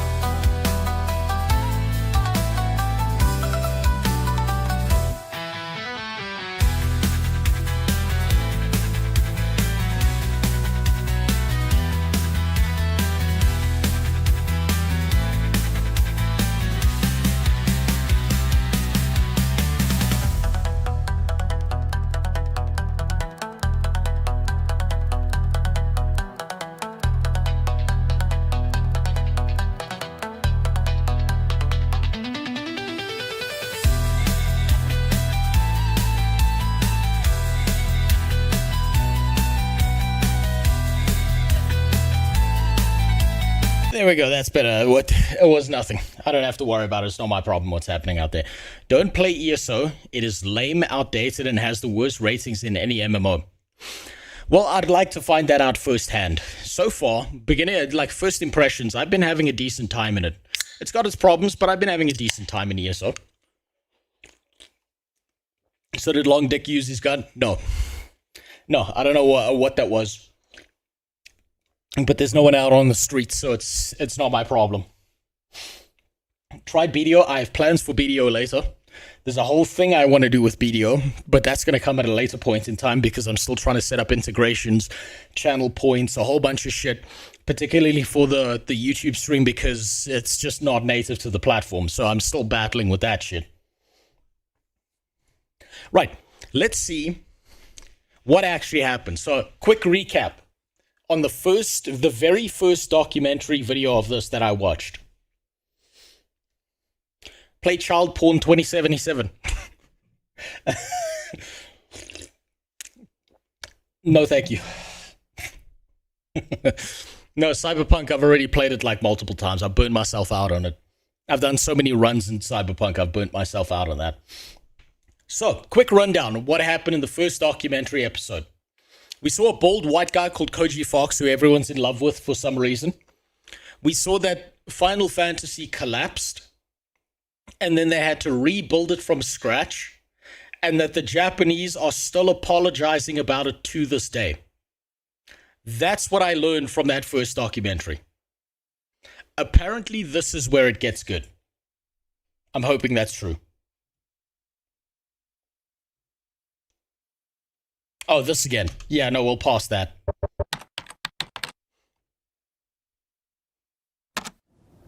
So what did you think from your perspective as CFO to fix this problem? It's going to cost a lot of money. It's going to involve creating a new game. It's going to involve keeping the other game still running. Did you think at that time that that was a solid investment? That's what Square... All right, Sider, I'm sorry. That's what you should do. You should go enjoy your life. That's what you should do. Enix should be doing, or did you think that it was a risky venture? Oh fuck, I'm gonna need fucking subtitles. God damn it. リスクの高い話多分一般的には多分なるというふうに思うんですけれども、まあさすがに当初はねナンバリングタイトルフラッグシップのタイトル。Thank God the CEO is gone. Was this guy a bad CEO? Did people fucking hate this? Was he a problem? Did he make people's lives difficult? MMO これだけのタイトルなわけですから、それがこのままサービスが。He wanted to put NFTs and AI into Final Fantasy XIV. NFT. Okay, NFTs, fucking terrible idea. I will take the voice acting of an AI. I will take AI voice acting just so I don't have to read so much fucking text to that game. 頓挫してしまうというのはこれは非常に将来的にまずいと。これはやっぱり経営上これ非常に大きなダメージを与えるということで、再度作り直しと並行してやるということの投資に関してはこれはまあはっきり言ってやっぱりやるべきというか、まあやらざるを得ないというふうな判断でしたね。ものすごい財務的なリスクがものすごい大きかったですけどね。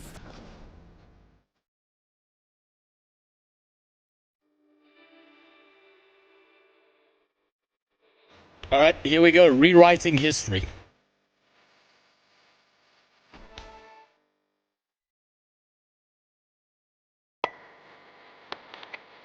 Hello and welcome back to our series on the fall and rise of Final Fantasy XIV Online. We rejoin Yoshi. I used a mod that did that well. If you're in my Discord, Olberok, send me a link. Please, God, send me a link.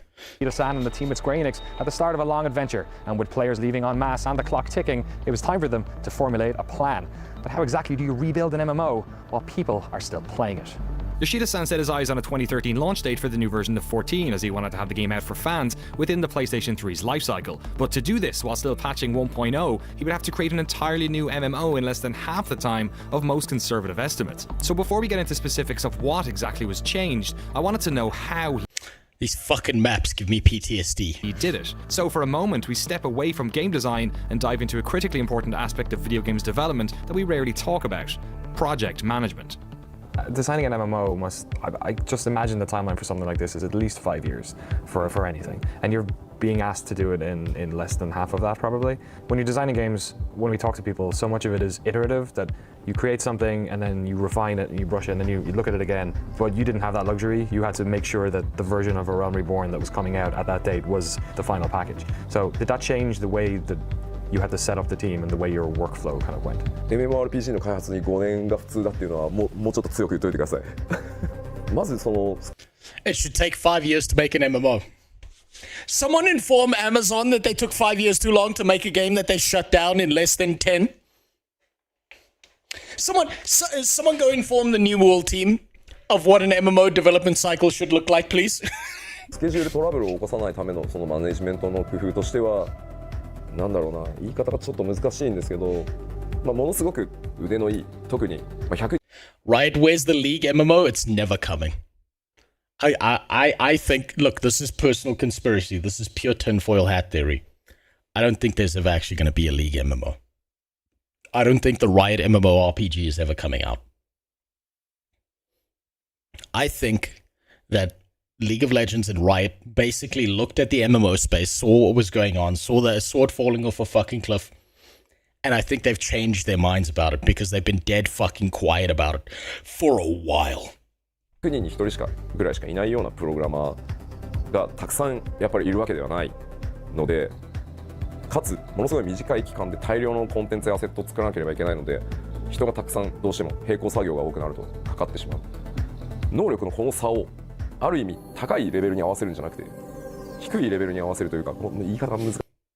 MMOs are ass anyway, Rabbithole. Let me tell you something, you young fucking rat piece of shit. Once upon a time, MMORPGs were bangers. We used to sit there in our shitty low polygon worlds, Timmy.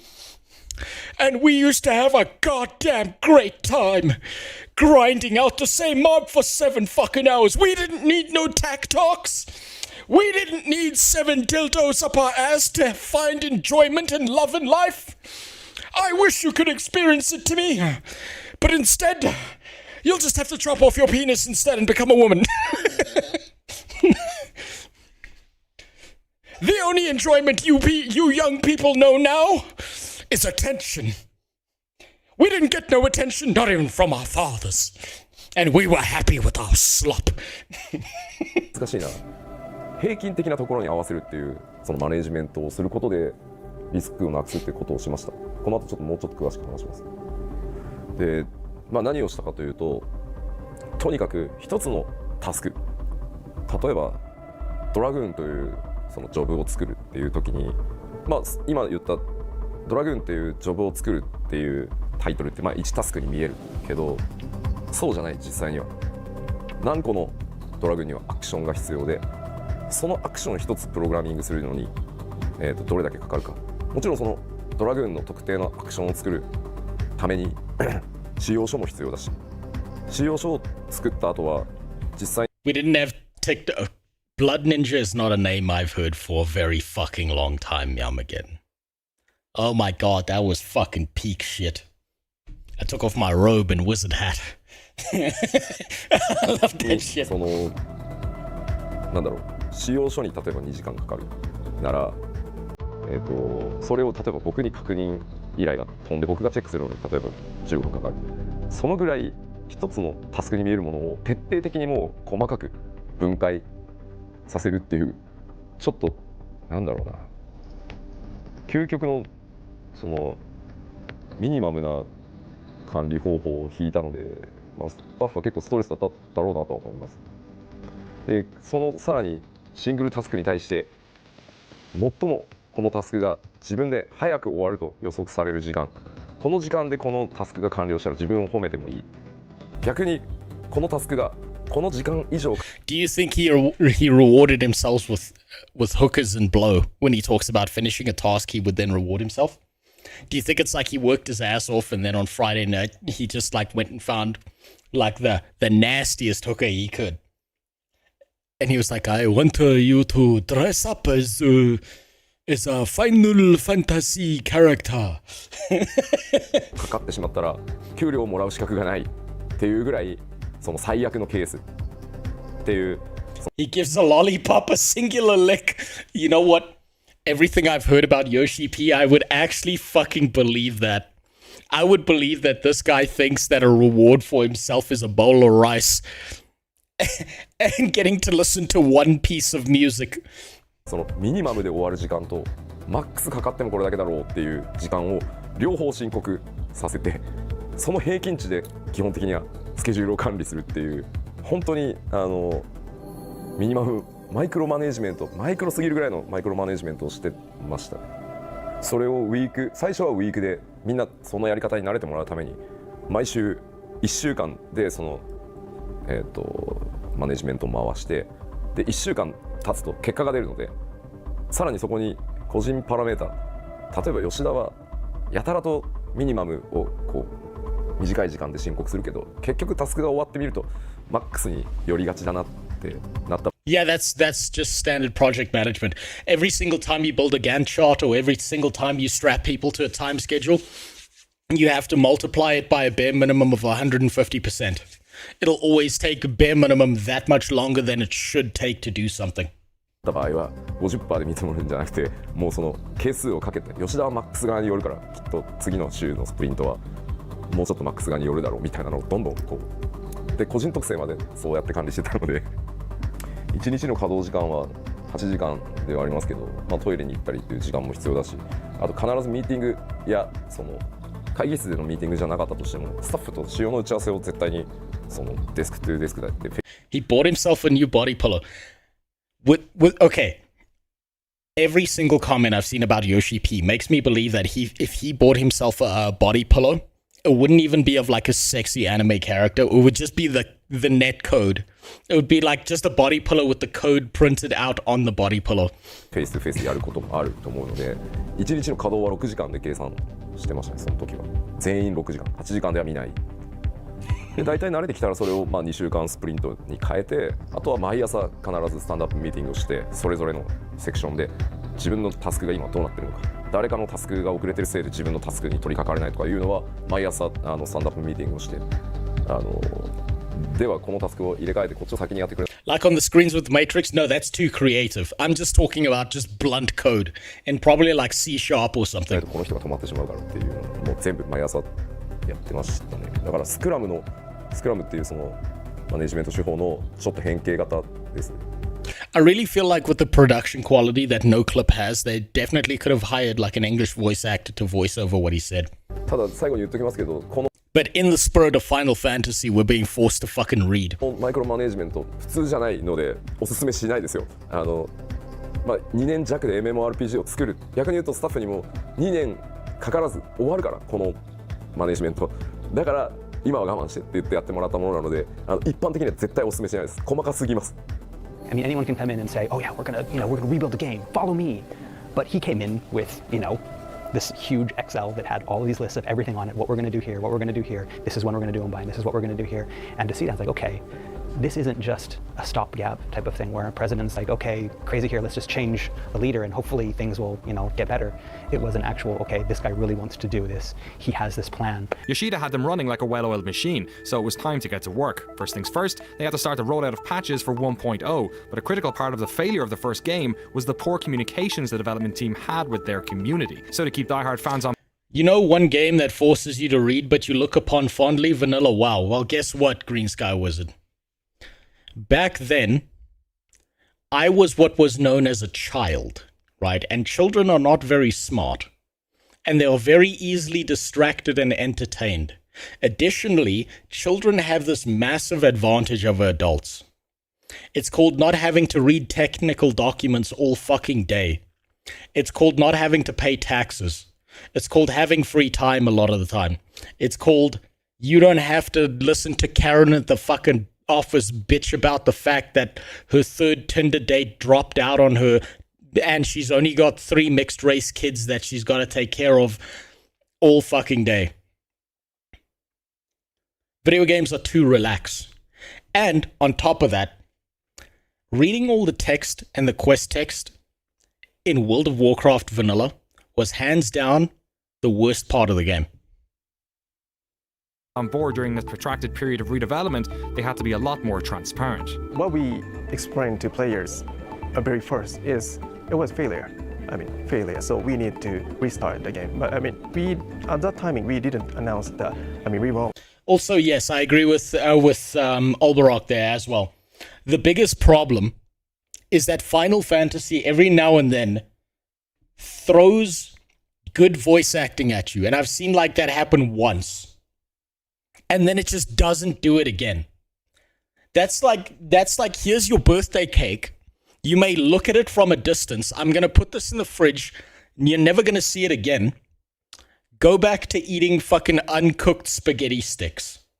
Where we're born is not announced, but we are going to fix this game. We need more communication. So just list all the changes, plan changes. So some, upper management people doesn't like this because if you show this to the players, player knows what we will do. So after that, you did this, but you didn't do this, you didn't do this.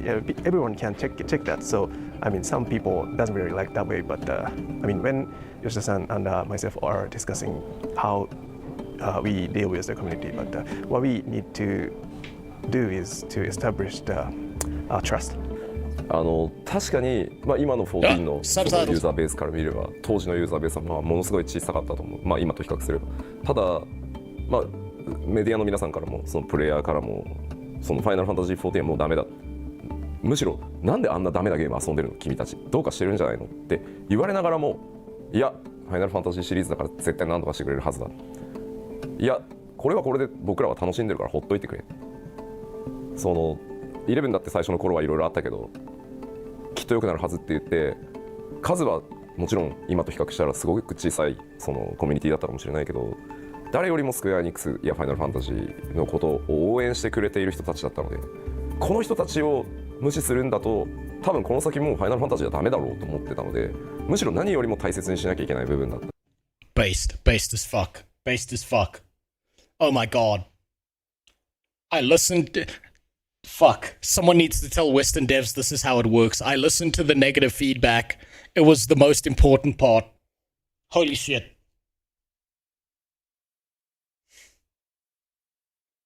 Have fun. I'm going to sleep. Okay, good night. Go to bed, bot. Like, I'll say this every fucking stream. If you've got anything you need to do in your life, it's far more important than the stream. Go and do it. っていうのが最も大きい理由。それは何億円使おうが回収できない後でコストだと思うので、信頼ってそういうことなのかなっていうふうに会社にもプレゼンテーションしましたし、僕もそう思ってたから続けましたけど。あともう一つやっぱり大きなポイントは、本当にファイナルファンタジー14がリバンプしてその大逆転するためには絶対に彼らの力が必要だっていうことももう一つ重要な意味を持っていると考えてました。Next, Yoshida split his team in half, some working on the new version of 14 and others working on the updates to 1.0, what he called the guts version of the game. But with so much of the game requiring fixing, where do you even start? まず一番最初にやらなきゃいけないと思ったのは、インターフェースをとにかくなんていうんだろうな、最低限遊べるように正直本当申し訳ない話なんですけど、僕最初にやっぱりオリジナルの14触った時にインターフェースがあまりにもなんだろうひどすぎて。That is a terrible UI. That is a fucking miserable UI. Holy shit. 話にならない。だって PC バージョンしか出てないのにゲームパッドがないとまともに遊べない。聞いたことがないそんな PC ゲーム。マウスキーボードでまともに遊べないゲームなんか見たことがなかったので、いくらそのコンテンツを作ろうがジョブを作ろうがインターフェースがダメだったらコンテンツの面白さに到達する前に人はゲームをやめてしまうので、とにかくインターフェースを直さないと。I think he's actually right about this. I've thought about UI stuff a lot when it comes to video game development. It's kind of like audio in a video, right? When it's good, you don't notice it. And when it's fucking bad, it ruins everything. ゲームにならないっていうふうに考えたので、一番最初にすごい丁寧に取り掛かったのはやっぱりインターフェースの改修っていうところですね。僕最初にプレイした時5分ぐらいでやめちゃいましたもん。でもね、笑い話でクイットの仕方が分からなくて、ウィンドウの右上にあるバツボタンを押そうとしたんですよ。で押したらこのままゲームを終了。Holy shit! Looking at where they came from with the UI as opposed to what the game is now, It's completely different. I still think the maps are confusing as fuck. I still think that there's a lot there in the UI that's wacky as shit. But it's a completely different universe from what they had. するとデータがセーブされない可能性があります。それでもよろしいですかってダイアログが出るのね。いやいや良くないでしょって。いや僕はエンジニアだからサーバーに常に書き込んでるからそんなわけないじゃんって思ってるんですけど、万が一のことがあるから多分出てるんですよそのダイアログ。でも意味がわからない。でそうなるともう怖くて押せないですよね。なんだこれでノーって押すと Game was designed for console. Well, they had to design it for console because they were trying to use fucking controllers and shit like he was saying, right? But for console even, that fucking UI is miserable. That first design, I can't... Man, I might have broken a fucking controller or two back in the day if I'd tried out this game. またゲームにいるわけでしょ。X 押すダイアログでしょ。どうやってクイットするんだよこのゲーム。Interface isn't sexy. It's not something you tend to hear a lot about in video games coverage, because really, when it's done correctly, you're not supposed to notice it. So when the early patches for the game concentrated on interface and quality of life updates, much of the community began to get frustrated. The team needed to fix it quickly, so Yoshida employed the help of a Square veteran, one of the developers, on that original 1.0 task force. はい、皆川博と申します。ファイナルファンタジー14ではユーザーインターフェースの、設計デザインとあとアート的なビジュアルの方も担当しています。よろしくお願いします。今47歳なんですけれども、25の時に入社したのでもう22年経ちますね。当時はまだスクエアエニックスがスクエアという会社だったので、ですね、ファイナルファンタジータクティクスの、アートディレクターを担当していました。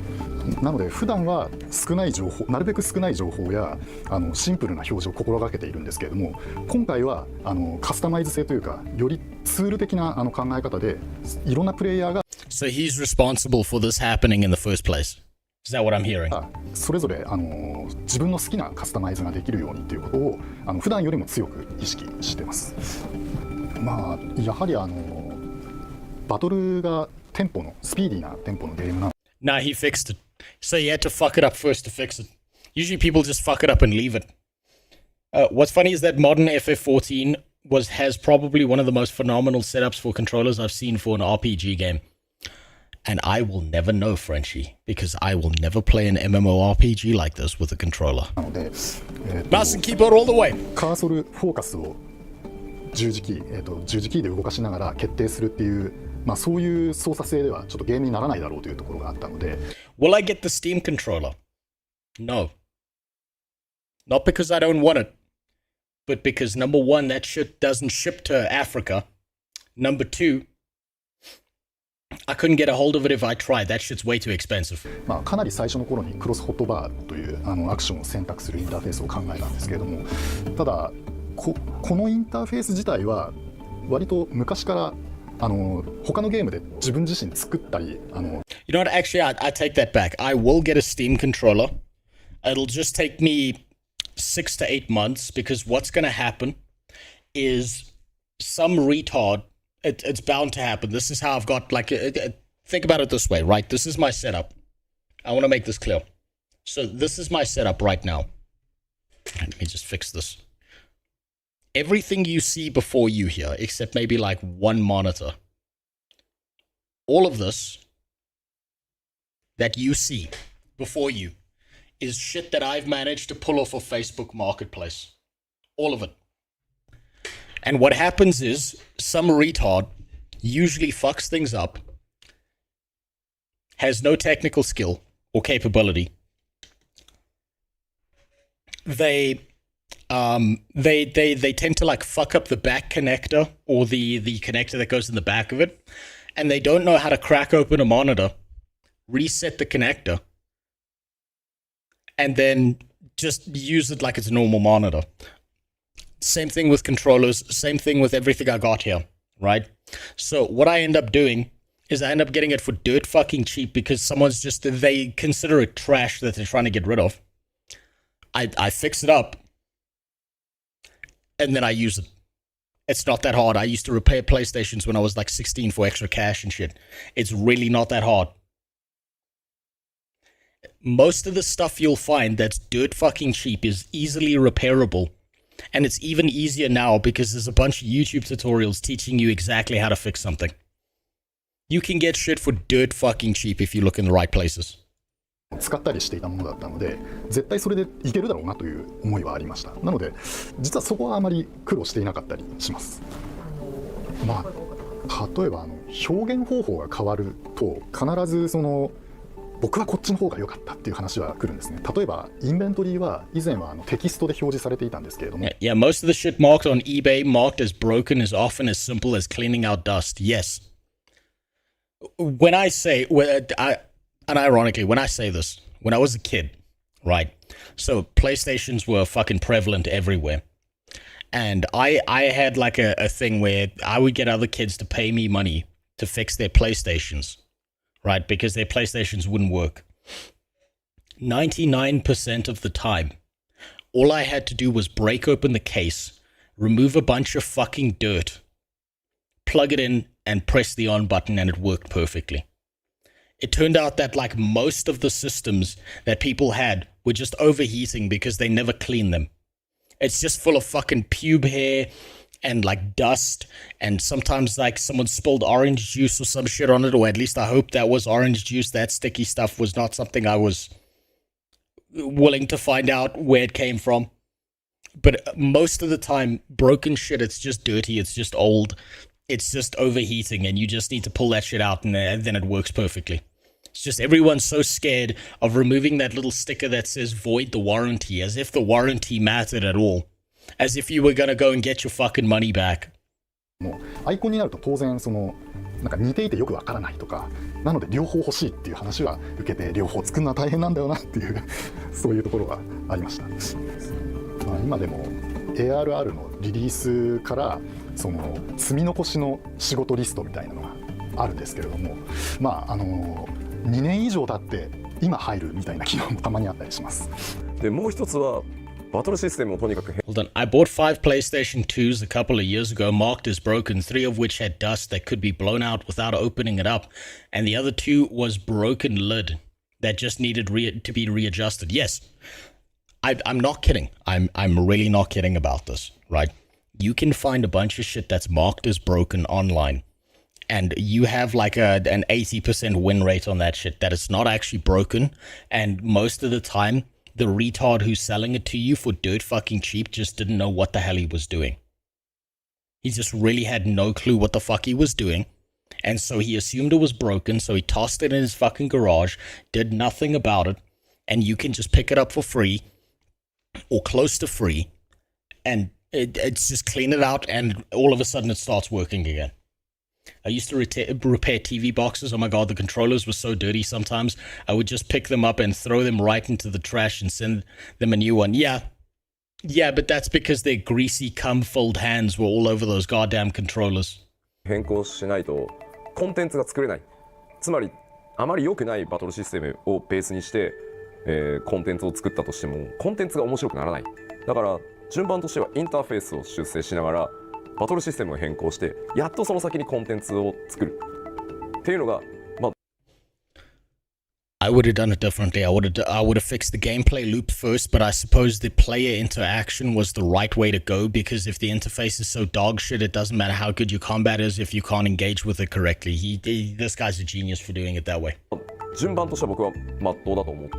当時のバトルシステムも当時は15人でパーティーが組めてた。でしかもマジックポイント MP の管理っていうものがほぼなかったので、当時のファイナルファンタジー14の中で最強の回復魔法だったケアルガーっていうスペルをずっと連打してても MP がゼロにならない。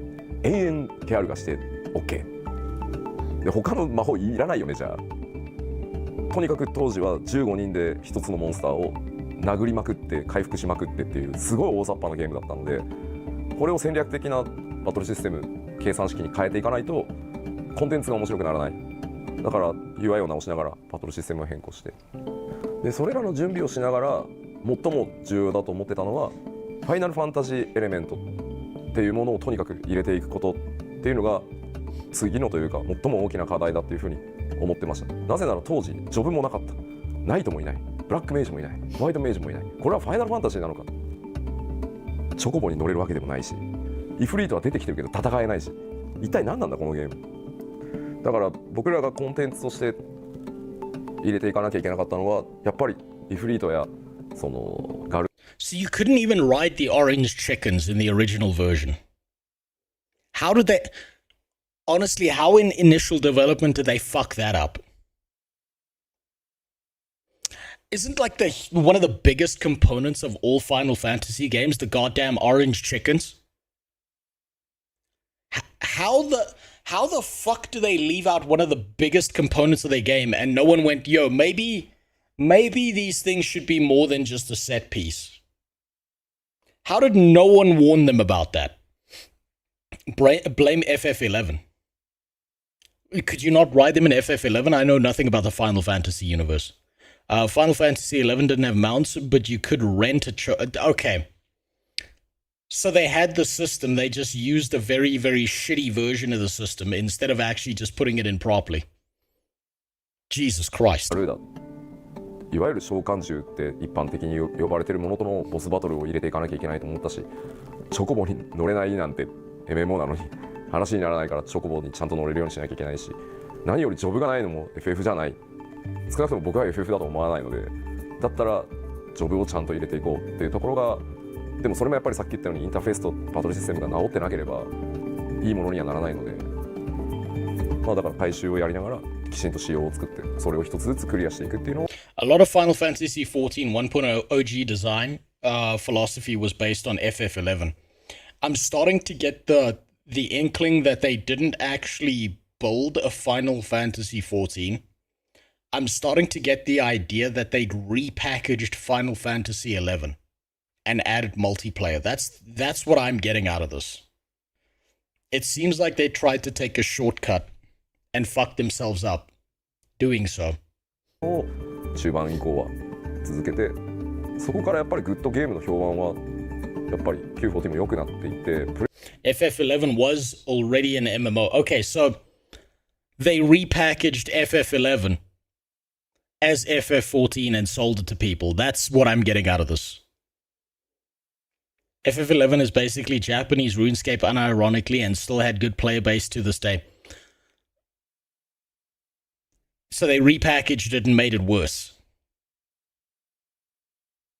プレイヤーもずっと増え続けていったので少しずつですけど、あれは僕らもすごい励まされましたね。やっぱりちゃんと面白いものを作っていけばみんなプレイをしてくれるっていうのも数字の上からもよく見えたので、当時の7つ一気にリリースされた7つのジョブ、パッチナンバー忘れちゃったけど7つのジョブがいっぺんに実装されたんですけど、たった一人のゲームデザイナーが作ったんで。The team had their sights set on what needed to be changed and how they were going to do it. For the first time in years, they were feeling hopeful, and even better, players were finally starting to respond with positivity. But right as they were settling into this new reality and finding their rhythm, disaster struck. Of course. The Americans nuked them for a third time. For 6 minutes, Japan shook. A 9.0 earthquake had struck 200 miles northeast of Tokyo, and a resulting tsunami devastated coastal regions. What? That was God punishing them for Final Fantasy XIV 1.0. That was God getting angry. He played the game for 10 minutes and he was like, you know what, fuck these guys. Followed was a humanitarian and infrastructural disaster that can be barely comprehended. While the country rallied to help those affected, Tokyo suffered aftershocks and frequent electrical blackouts. I asked Yoshida-san if he'd like to share how this had affected the team.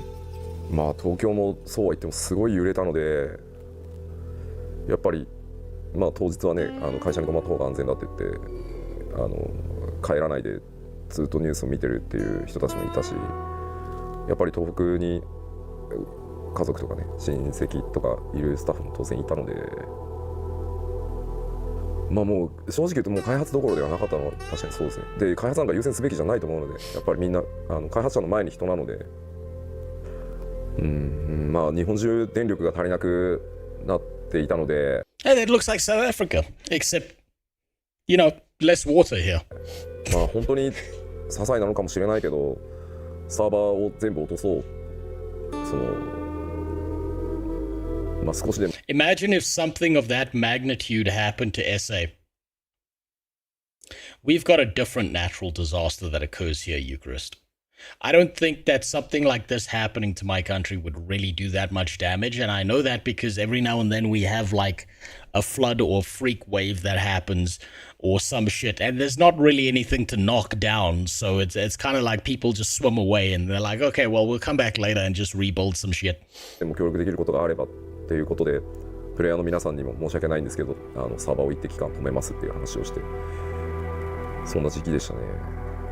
ただサーバーの稼働を再開してからプレイヤーの方から、お手紙をいただいたりしたんですけど、エオルゼアの中で遠くにいる友達の無事が確認できた、エオルゼアがあったから電話も通じない、連絡の手段がなかったところ、エオルゼアの中にログインしてきてくれたことで無事だったっていうのが分かった、逆にその周りの人たちの情報っていうのも分かったっていうお話をいくつかいただいて、電力が足りなければね、当然そのサーバーなんて落とせばいいかなと思うんですけど、そうじゃない限りは続けるっていうことも、エオルゼアを維持しておくっていうことも一つのサポートなのかなって思った機会でもありましたね、その時は。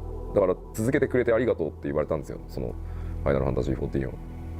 開発で、あとは最も大きかったのは、実はイフリートの次に戦うボスはリヴァイアさんの予定で、リヴァイアさんをかなりの速度で作ってたんですけど、とてもじゃないけどリリースなんかできないっていう話で、だからイフリートの後モーグリが実装されているのはそれが理由ですね。急いでモーグリを作り直したというか、 The fuck is a Moogle? 企画し直したので、いやそんなことはなかったですよ。みんなやっぱりそれぞれのあの時期会社に来れない人たちも何日か会社も休みにしてるんで、ただどっちかっていうと The worst thing that could ever happen to a Japanese man is he can't work 27 hours of a 24-hour day. Man, that must have been devastating to him. Moogle, basically another mascot for the franchise. Oh, okay. So it's probably one of those cutesy mascot-like things that you see spread across all of Japan, I would assume. 自分たちにできることをやろうっていうみんな感じだった。じゃあ全員で福島に行って何か僕らが活動することって意味があるのか。あれだけたくさん。Does this natural disaster rhyme with the word biggers? You could put it that way, Khaldun. However, there's a slur that more accurately depicts the natural disaster of my country. It's much worse than the N-word. Politicians. の人たちが押しかけてる中で、だった僕らは彼らが落ち着いた時にゲームを楽しく遊べるように、僕らは結局ゲーム作るしか能がないので、ゲームを作り続けるのが結局何よりなのかもっていう、こういう話はしなかったですけど、みんなそういう感じで復帰してきてましたよ、仕事に。I'm gonna be honest, I feel like they're really playing up the dramatic emotional angle of this fucking disaster to try and make it look like a bigger deal than it was. I'm just being straight up about this. Maybe that disaster was horrible and it was terrible and stuff, but I feel like this is that thing that a lot of American documentaries do, where they try and hinge on the emotional angle, and they try and make it like this big disastrous thing that changed everything all over the world, and it's this big crushing defeat, and it just kind of slowed down their progress a little bit. This just feels like they put this in for emotional manipulation. It was pretty bad, to be honest. It probably was pretty fucking bad based on those pictures, but these guys, like they said, they weren't even there. They were in a different part of the country, so it affected them secondarily, right?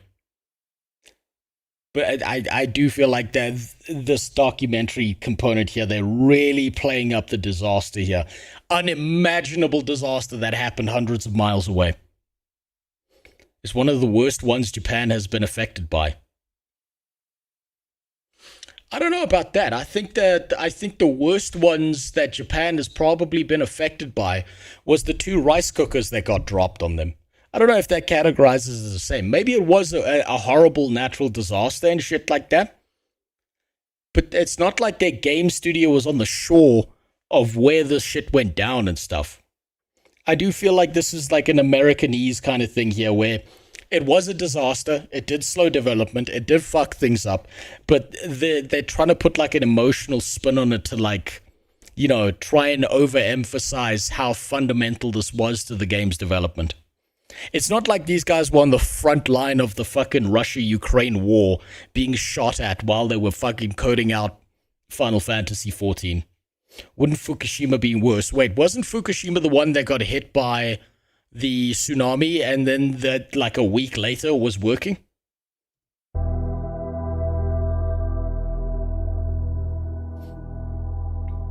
Wait, I got a question for you. What would you do if all of this is a dream and you woke up on a random day next week and realized you were still in a relationship with your ex?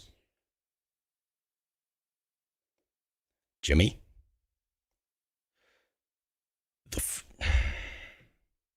That's a horrifying fucking thing. That would be absolutely horrifying. The first thing I would do, and I just realized something's not working here. Let me fix that. The first thing I would do if that happened to me is I would put my hands together. I would look to the sky and I would pray to God. And my prayer would be, God, please bless me with an infinite amount of patience right now. Because if you bless me with strength, you're also going to need to bless me with bail money. Because I might just murder that bitch. I might just end up a fucking murderer. If I woke up and I was still in a relationship with my ex with the amount of damage she did, fuck. But man, there would be a different universe we live in right now.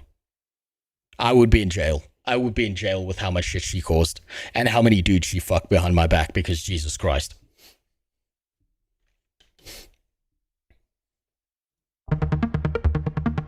Over the coming months, the team would release patch after patch for 1.0. 1.17 introduced 8-player parties and more stable network infrastructure. 1.18 dropped in June 2011 and was a huge patch that made the game much more playable. Level caps lowered for story quests. It added grand companies, class adjustments, instance dungeons, and auto-attack. Yes, would you believe this game still didn't have auto-attack? It featured a more user-friendly map interface and also scrapped the controversial fatigue system.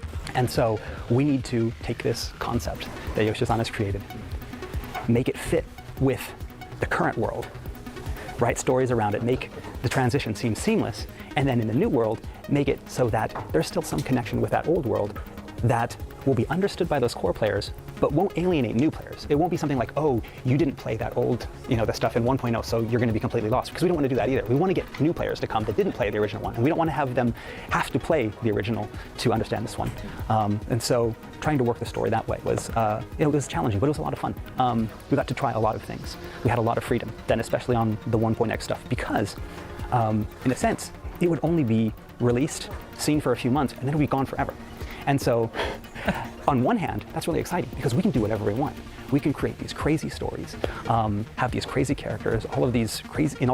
They should, I don't know what they did, but they should have leaned into like the Yakuza style of doing things and just gone balls to the fucking wall, insane style on everything they did before revamping the game, so that everyone just remembers those moments and goes, holy fuck, that was crazy, and then no one can experience it again. That would work as such good viral marketing for this.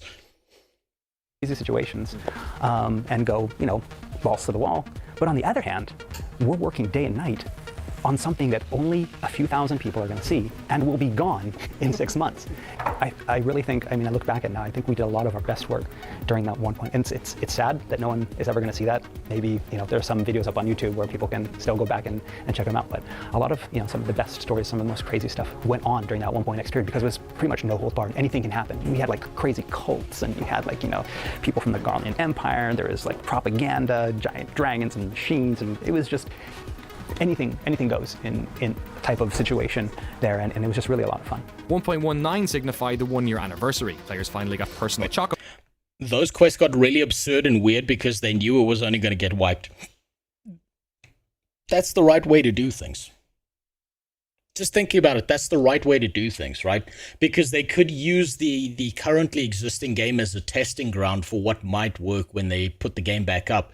And then obviously they're not going to be able to put it into the base game when they did A Realm Reborn, but then they could use those ideas in the expansions for the stuff that worked and people really fucking loved. That's actually genius. It's like you get to do live testing of what's going to work and what's not. And in the distance, one light in the night sky burnt slightly brighter, a sign of things to come. At the very first time, it was just some rumor between players. Oh, is it getting bigger? No, I don't think so. This was also when Square Enix announced that an entirely new version of the game had been in development since January, and that current players would receive... Now, I've heard about the moon thing before, right? Where what happened was the Final Fantasy players started noticing that the one moon was like getting bigger and turning red and moving towards the fucking planet and stuff. Can you imagine that back in the day there was probably one like YouTuber or some guy who made a video being like, guys, I'm not fucking crazy, the moon's getting bigger. And everyone was calling him a bullshit artist. Ah, you fucking liar. You're just a fucking schizo. Just like shitting on this guy nonstop because he was the first one to notice. And then it happens and everyone else realizes he was right. And the kind of vindication that guy probably felt. That must have been like fucking... God, he must have like taken like schizo meds for like a month. And then realized he was right and there was nothing wrong with him. Copies of it for free. They also announced that players' character data and progress would be transferred to this new version, what they were then calling version 2.0. A roadmap for patches was outlined, and it was announced that monthly fees would be reinstated as of January 2012. As an incentive for players to keep playing while the fees were introduced, they announced Legacy Campaign, which rewarded players who paid for at least 3 months of service with permanently reduced monthly fees. Those players would also get an exclusive Chocobo mount, while as a thank you for their support during the redevelopment, their names would be featured in the credits of the new game. で2011年10月14日にそのレルムリボーンっていう14を全く新しいゲームとして作り直してますっていう発表を同時にすることで、どうなる？このままアップデートしていくんじゃないの？一体どうなるのこの先？楽しかったですよ。1.2 was the final patch of 2011. It saw all the servers renamed, while the moon Dalamud now seemed larger in the sky. 1.21 came in March 2012, introducing a new job system and 2 new dungeons. 1.22 followed in April. Dalamud grew closer, and now some players... God, the levels of vindication one fucking crazy schizoid who noticed that first felt.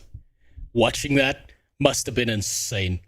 The moon was an artificial satellite prison holding Bahamut in it, and it got colony dropped onto Ozia.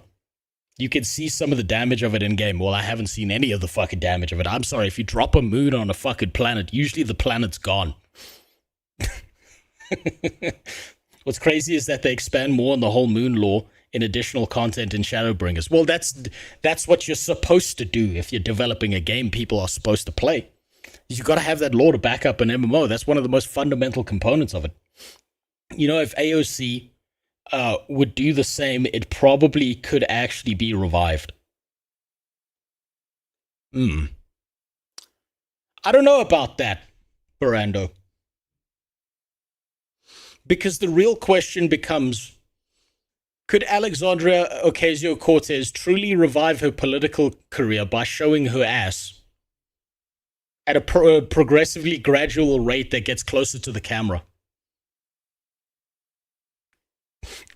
Players are beginning to have nightmares. Ominous dreams greet players who log into the game while at an inn. The community all the while trying to figure this out. Is the moon going to destroy the world? Then how will player data be saved in 2.0? They wouldn't have to wait long for answers. That summer, a trailer revealed that 2.0 would be titled A Realm Reborn, and Yoshida-san conducted numerous interviews explaining the future of the game and the features players can expect. On September 12, 2012, the final patch for 1.0 was released. The game updates to 1.23b, and with it comes an enormous Dalamud. Its mechanical outer shell now in full view. Players now realizing that this world didn't have long left. That actually looks sick as fuck. I'll be honest, if I saw that in game, I would have been mind blown to see that shit heading towards the planet.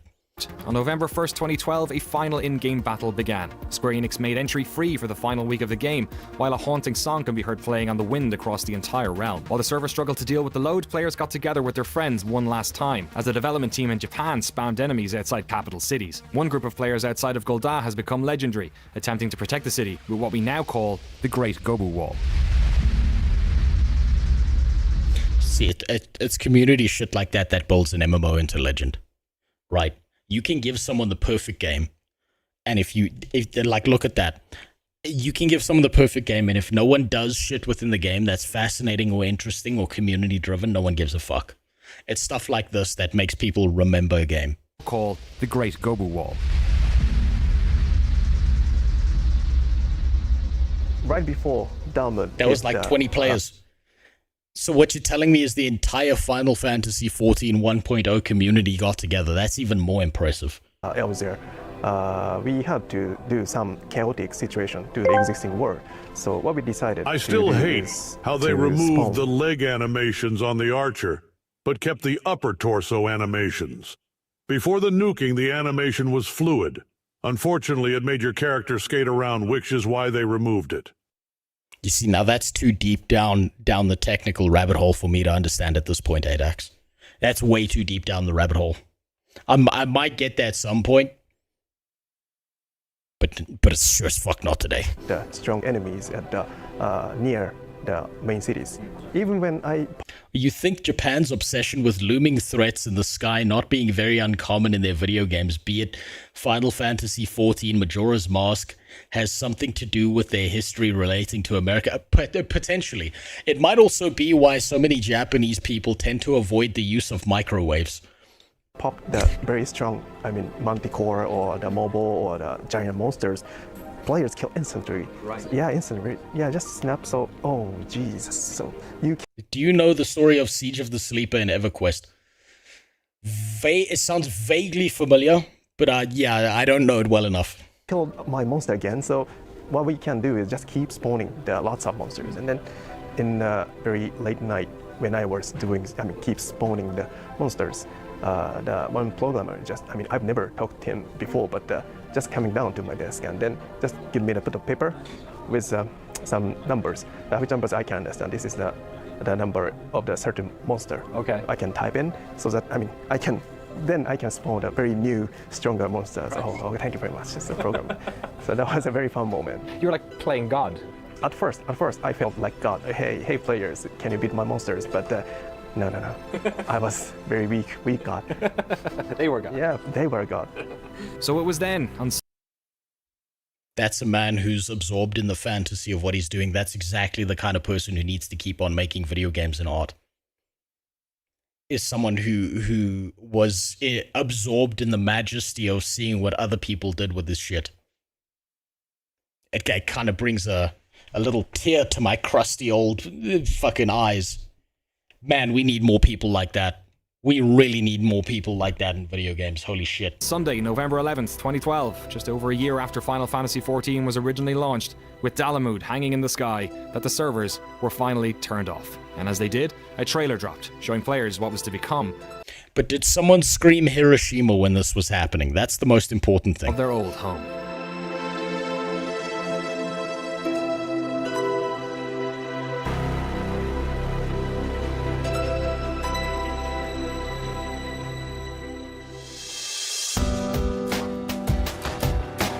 I did.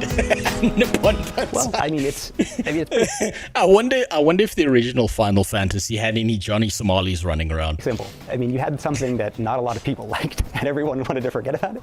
So rather than, just taking that and doing it over, and just reimagining it, why not destroy? Yes, okay, now I remember it. Yes, that's the dragon they despawned in EverQuest. I remember that.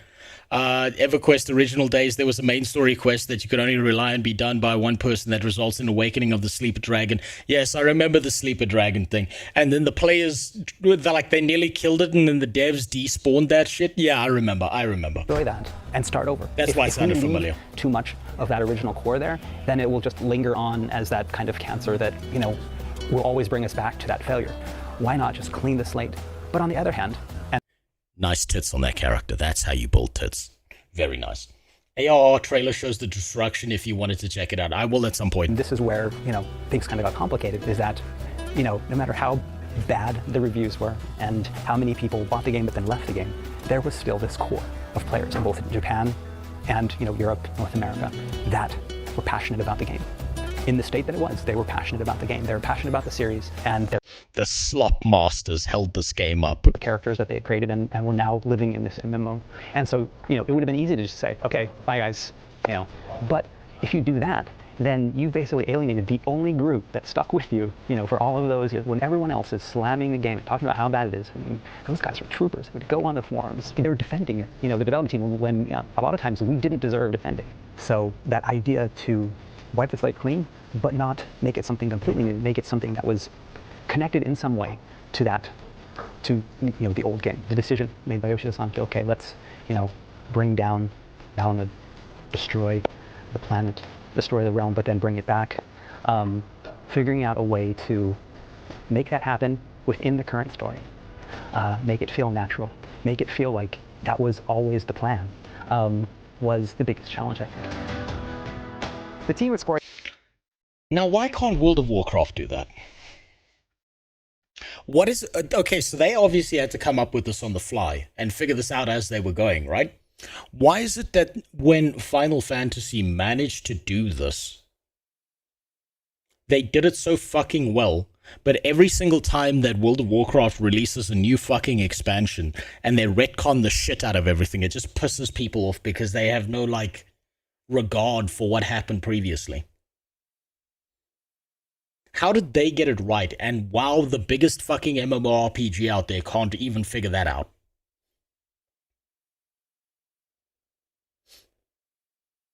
How's your day? I hope it's at least possible. Well, now that I've welded my neighborhood's gates back together, it's a lot better knowing that I'm not going to get fucking robbed.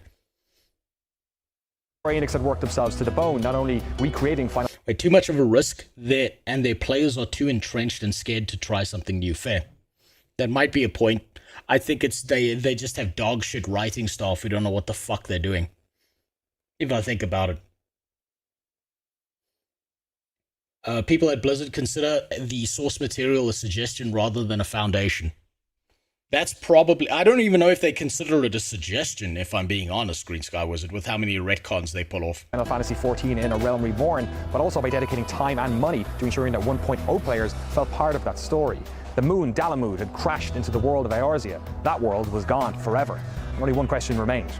Also, yes, Max, now I understand why it feels so old and clunky playing the base game of Final Fantasy XIV. It's because, yeah, they rushed the shit out of it. I think they should go back and fix the combat. What was going to rise out of its ashes? But I suppose if they did that, if they changed the combat base of the game now, it would probably piss off so many people in the community who are just so used to it.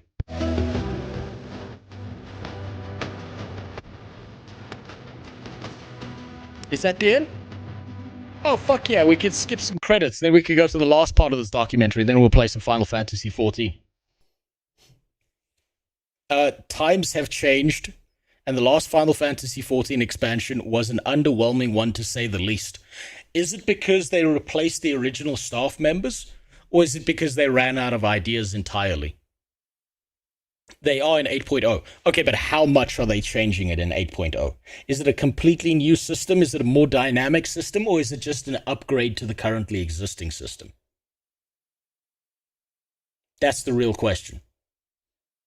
Because if it's just an upgrade to the system, I struggle to see how they could fix all the issues around it. More dynamic system. So it's like a full rework. New expansion isn't better, it's the exact same, but you have way more spells. So it's just chunking out more abilities. They're doing old plus new combat at the same time so they don't piss off the old players. Man, can you imagine you've played this game for I don't know how many years, and then they change the combat and immediately you fucking hate it. The forums will be full of those people. Have you seen the video that shows the final moments of Final Fantasy 1.0 before shutdown? I've seen a few shorts and a few clips of it on Twitter, but I haven't seen it in its entirety. I'm saving that for later. Right. Last one. What do you got to say for me, buddy? We're going to put it up to 1.5 because these guys speak slow.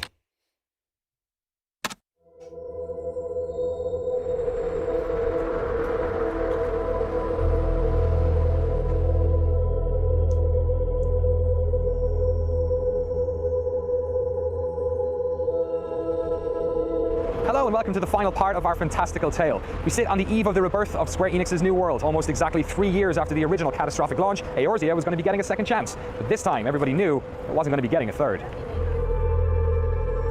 With the old and new combat system, imagine if WoW changed all the classes with an expansion like they always do, but they also allow you to play the old version. You see, the problem with you saying that, Green Sky Wizard, is if WoW changed that, everyone would just default back to the old version and never touch the new version ever again in their life.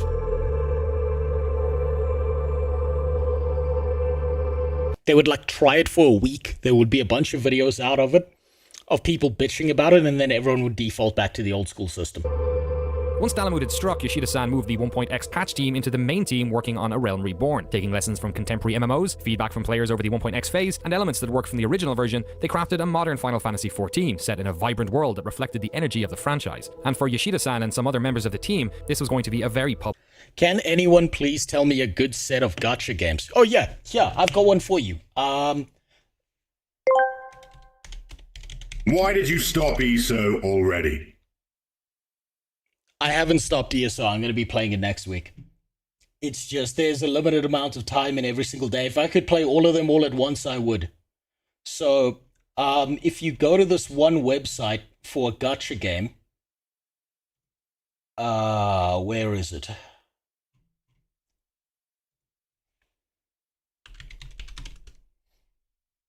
Yeah, okay. So if you're looking for it, right, you want to hit this link. It's fbi.gov, right? And if you go here, you can sign up right there. I think you have to fill out a form and send it in and stuff. But if you play gacha games, they'll put you on a list, and then they'll let you know. They'll let you know when they're going to show up at your house for playing gacha games. I'm fucking with you though. There are some gacha games that are good. My biggest problem, my biggest concern with gacha games is it's gambling, right? The gambling element of it is that they're targeting kids and they're getting them used to the idea of conditioned to using gambling, and then they grow up to be fucking degenerates who spend thousands of dollars trying to get little kids out of fucking boxes. And it like conditions their brain towards that. And that's why Polymarket exists today. So we're probably already too late. I love gambling. I love gambling too. But I love doing it with other people's money.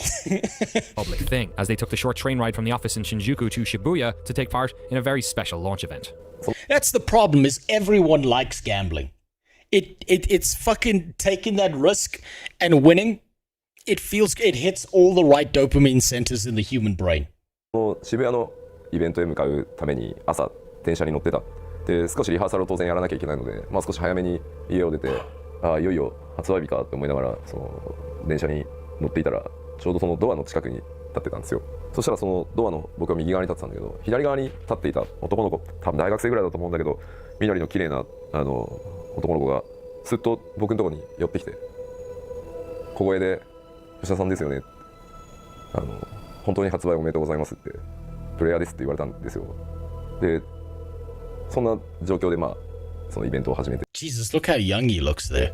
で、みんなでここまで来る話をステージでしていて、最後マイクが当たってきて話をしようとしたら、その朝そう言われたことをちょっと思い出しちゃって。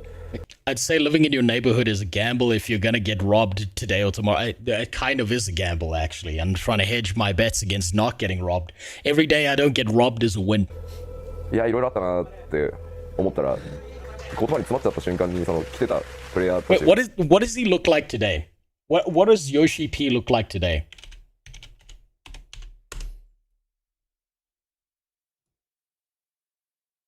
Oof.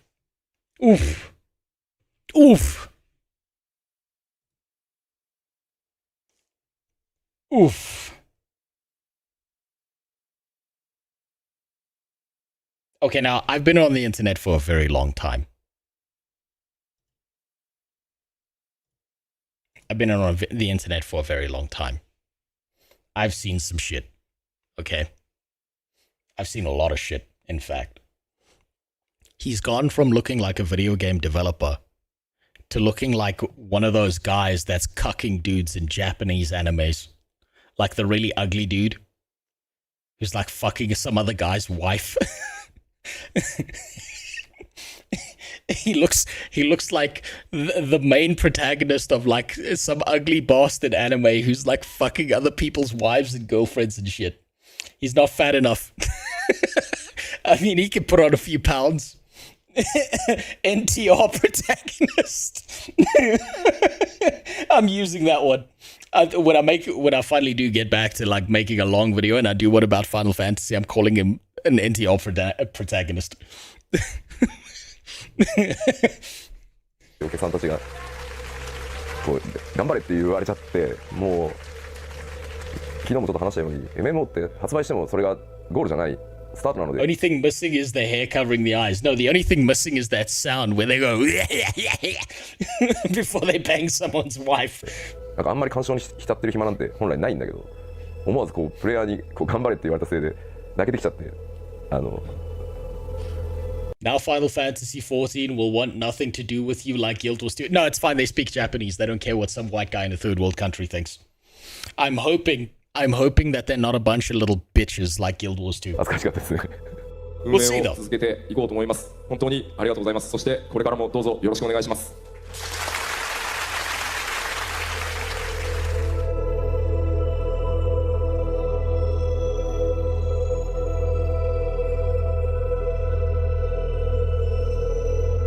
Man, this build-up is real fucking slow, buddy. Ah, yes, the pillar of the industry, IGN. Final Fantasy XIV: A Realm Reborn is a great MMORPG experience on both PC and PlayStation 3. Grounded in tradition and learning from the lessons of the games that preceded it, it thrives on the strengths. I wonder if there's still people out there today playing this on a PlayStation 3. I wonder if there are still some people who are out there playing this shit on a PS3 right now. Of its excitingly varied and flexible class system and highly mobile combat. The game's rough launch is most. Oh yeah, that's right. I forgot. Sony are pieces of shit who removed support. That's right. That's right. There's no one doing that unless they've magically found a way to like jailbreak their PS3 and they've fucking found some weird connection system and they're like a software engineer or an electrical engineer or something like that. Mostly over, but you still might have to contend with login errors. But this is, by and large, a very good, massively multiplayer game, filled with lots of stuff to do, gorgeous vistas to behold, and lots of adorable narrative touches. The challenge ahead for Square is to achieve the delicate balance of questing, dungeons... Also, you know the PS3 holds a special... You saying fuck the PS3, you're calling it the Gay Station 3. The PS3 holds a very special place in my heart. I'll tell you why. It was the first time I played The Witcher 3 was on a PS3. I played the Thief game that nobody liked, but I did on the PS3.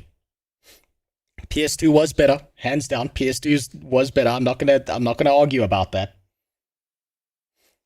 I played those fucking games. I played one of my first Dark Souls games on a PS3. I played, I think it was the racing game of Jak and Daxter on a PS3 for the first time. Witcher 3 was not on PS3 though. Which Witcher game was it then? Was it Witcher 2?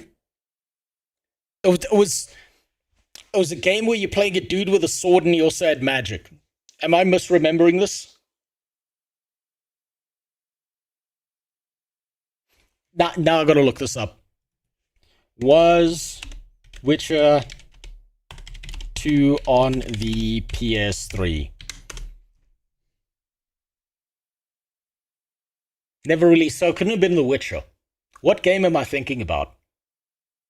There was a game really fucking similar to The Witcher that I played on the PS3 and I can't remember its fucking name.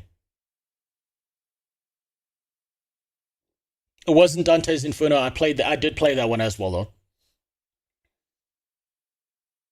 Devil May Cry, no, those are too far.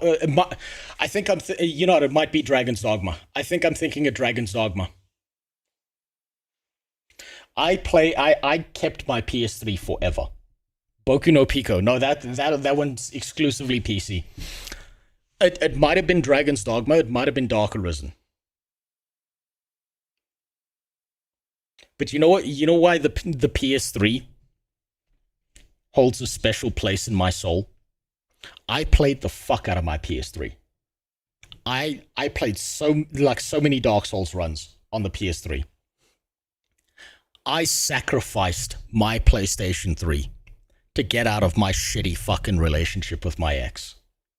I never went back for that PlayStation. That bitch still has my goddamn PlayStation. And it was worth it. As much as I love that goddamn system, it was worth it to lose it. I miss that PS3 so much. I did get a shitty second old hand one that's like sitting in a suitcase downstairs that I still got to repair. Probably traded it for some Skittles. I would be unsurprised to find out that she didn't just trade it, she gave it away to some other dude while she sucked him off. My ex was a dirty whore, okay? Then that's not an indictment on women. That's just who she was. She was fucking 8 different dudes in her office behind my back, okay? She probably gave that shit away so she could fuck some dude. And Fates for the second half of the leveling process, as well as it has the first. But considering the stunning reversal of fortune that Square has achieved here, it seems like anything is possible. So what was it like then on your end after, years of working on this game, having the launch, basically? Who the fuck has the time for that? She did. Do you know how I know? Because it was the worst sex I've ever had in my life. She lay on her back and went, okay, go. She fucked like a tranquilized mattress. Okay? She didn't have to do shit. For her, sex was a loading screen. There was no fucking participation. Zero. So she had all the time in the world. Probably on her phone while that shit was happening. Being required to work on 2 separate games at the same time, patching one and then building an entirely new one, almost in secret for a large part of it, to then see, what was it like reading reviews and reading message boards when people were like, oh fuck, they did it? It was, yeah. Like throwing a hot dog down a hallway? Okay, I'm gonna tell you some information here, and I shouldn't fucking reveal this. I shouldn't fucking get into the details here. It wasn't actually like throwing a hot dog down a hallway. I don't know how else to tell this to you. But she had a stubby vagina. Okay? I couldn't get all of my dick inside of her. And it's not like I'm packing fucking heat here, okay? It's not like I've got fucking horse cock. It's not like when I run, I bruise the inside of my thighs. That shit was short. And she was a very small lady. It was horrible. It was fucking terrible. Can we stop talking about your ex's bumming? Wide as an ocean, deep as a puddle. Yeah, pretty much. You were lolliful joy, and God no. I didn't even have to get close to that. I just had to date someone shorter than me to fix that fucking problem. There was a bad time of my life, okay? Yeah, you know the sex is bad. I'm just gonna say this. You know the sex is bad when jacking off feels better. Let's continue. I mean, we were just as surprised. I mean, not as surprised because again, it was definitely different. In those months before releasing the original, I mean, I knew that the game wasn't in good shape, and so it's kind of, you're lying to yourself, trying to say, no, this is going to be good. They're going to like this part. They're going to like this part. It's going to be okay. It's going to be okay. But with A Realm Reborn, playing, it's like, this is a really good game. I mean, you're playing, like, enjoying it, but there's still that little bit in the back of your mind that's like, and it's what we were told, is that once the game has been reviewed, even if you try to rebuild it, everyone's going to remember the old. They're not going to look at the new. I mean, Metacritic never forgets. When 14 came out, the original, and it was maybe people like, okay, I think, I'm a hardcore offline Final Fantasy guy, but I'll try out this new one. But then, okay, it's terrible. See, I knew it. It's terrible. They're not going to want to come back for a second. It's like, no, I already played that. It was terrible. And so there was just this feeling that even if it's a really great game, no one's going to play it. They're just going to rush it. Yeah, that's cope. That's cope thinking that no one's going to play it. All you need is 100 people to say what a fucking incredible experience it is. Then they're going to talk to their other buddies who also play Final Fantasy games and tell them how good it is. And then those guys are going to go talk to someone else. And it's like this chain event. It's this massively underestimated component of video games where your best marketing is your free marketing. You make a good game, a word will spread. Off because it's the bad Final Fantasy Online that I tried, in beta and it sucked, so I'm not going to play it anymore. And so yeah, we were afraid of that. But then, wow, it was just I mean, servers breaking on, not breaking, but like servers getting so packed with people in those first few days, and then seeing the reviews come in, and you know, they saved, and then they start saying things. Honestly, with your personality, you fit a lot. Listen, usually I will let people get away with racial slurs. But you take that back. You fucking take that back. You saved the franchise, and you saved the series, and I don't know, remembering what it was like, you know, at the launch of 1.0, and then just being able to, because who gets to re-experience a bad launch?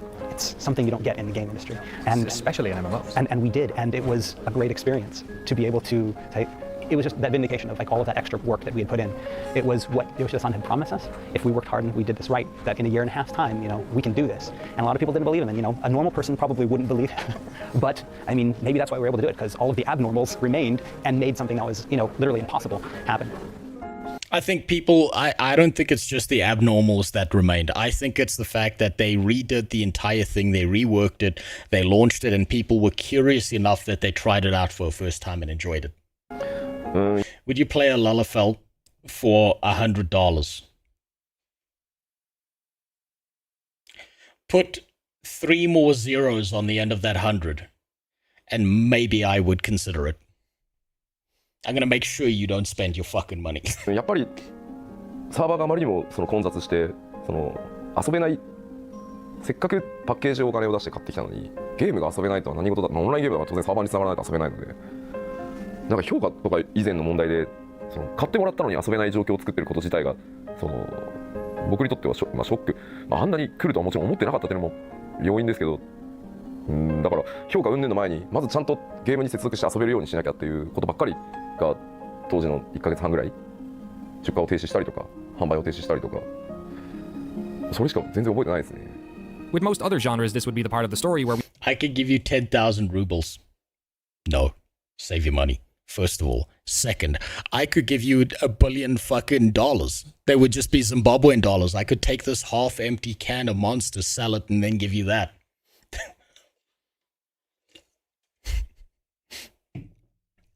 That's right. As bad as money is, as poor as I am, I will starve before I consider playing a Lalafell. I'm for sale, but the price is high. we fade to black and roll credits, but such luxuries don't exist in the world of massively multiplayer online games. In fact, after the release of A Realm Reborn or 2.0... Would you main a Lalafell for 3 million America card?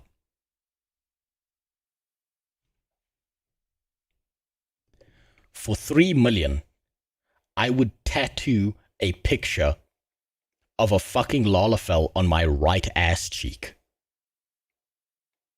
Because I would use the remainder of that money to laser that shit off next week and then pretend for the rest of my life that it's still there.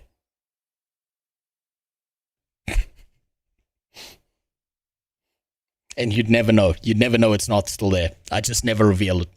As they call it internally, the team applied the same content-rich patching schedule they'd undertaken with 1.0, releasing a significant 2.x patch to the game every 3 to 4 months. Over the next 2 years, these patches progressed the story of ARR, added in epic raids and new modes such as 72-player PvP battles. But just like before, while the team was working on these 2.x patches, they were concurrently building an updated version of the game, the first expansion pack, Heavensward.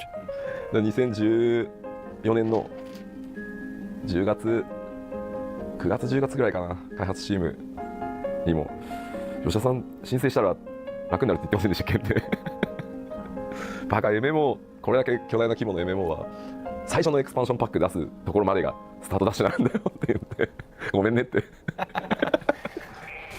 Well, I mean, just had to say sorry. What was in our minds was, not having another letdown. Don't take for granted that the rebuild was a success. We can't just expect our users to say, "Oh, they're going to release expansion, so we can do whatever we want, and doesn't matter, they'll buy it." Ha ha ha.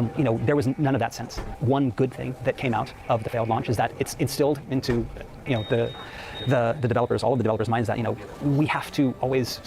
How much for a cosplay of Sonic and singing the OC song from the guy a lot?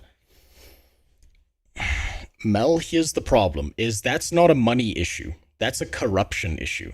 In order to do that, I wouldn't need money. I would need to get a hold of the original Sonichu medallion and place it around my neck.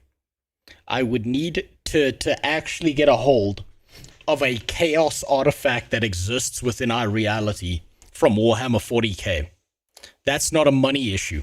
That's a corruption issue. Strive to be better. We can't, let our guard down. It's in everyone's mind, and it's always lurking back there. And we don't want to repeat that. And because of that, everyone is like always on the top of their game. Is that still there even now? Because it's been 3.5 years. I mean, yeah, the old guard, yes, we all have that. We all have that. But it's not all the old guard anymore. People have moved off onto other projects. Some people have left the company to go freelance, explore new opportunities. A lot of new people have come in, and so a lot of people, don't remember. What happened in 1.0. Because you summer children. That's right, exactly. And, us old timers can tell them, well, back in my day, we did it. And they'll be like, yeah. Okay, here, let me make this simple for you, Mel. Yeah, I'm going to make this real simple for you. When it comes to any of these questions you're asking that have to do with gnomes or Lalafell.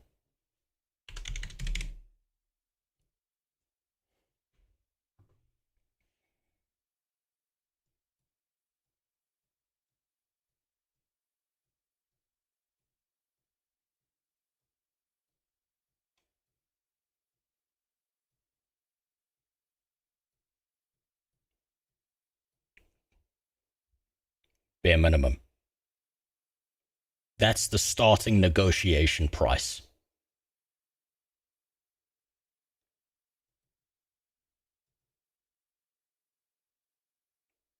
Bare minimum.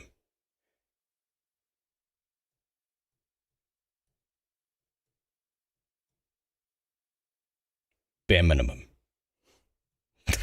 Okay, whatever. That is how unexcited I am to play a Lalafell. You know what? I'll figure this out. I'll figure this out at some point in time.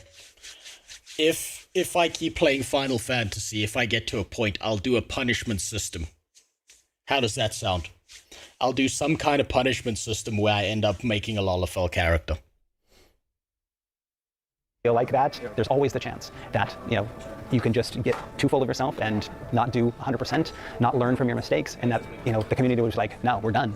And, we were lucky to be given a second chance. What if it's Monopoly money? Fuck that. We were really lucky to have that. I already were. I live in South Africa. We use Monopoly money every single day of our goddamn lives. Second chance actually succeed. I don't know. Third time, I don't know if I want to, press my luck any further. I need to make this clearer. Right? What does it cost in USD to print out and make one single Monopoly note? It costs between 8 and 15 cents. Sprekken's not an Afrikaans word. It's praat. En ja, ek kan Afrikaans praat, maar ek skak met die taal.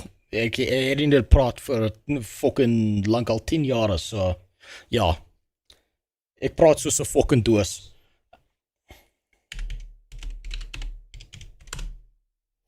I'm gonna make this clear. One Monopoly note printed out is worth more than one of my currency. One fake money is worth more than one of my real monies. That's how fucking bad it is. That's the direction of my fucking economy. Situation to be in. The things that I've learned over these past 7-8 years working on 11, the original and the new and the expansions, is something that I'm going to carry with me to all future projects, as it will with, all of the other devs that have done that. Oh, you speak, you speak Dutch, or Timu Afrikaans, as I like to call it.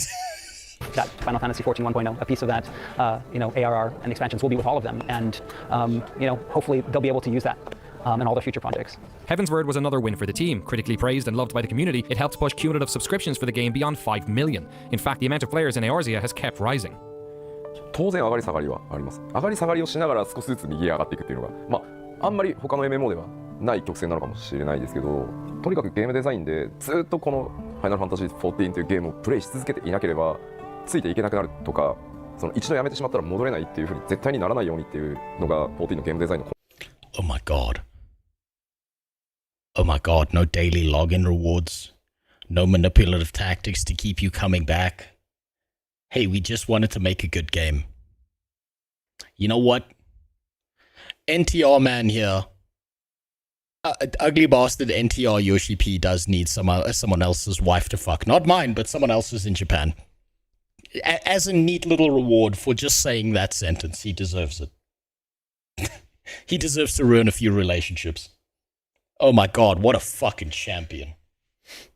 To be fair, making 1 cent in Germany is about 2.5 times the value of the cent. Yes, but you got to think about it from an amortization perspective when it comes to cents like that, Barando.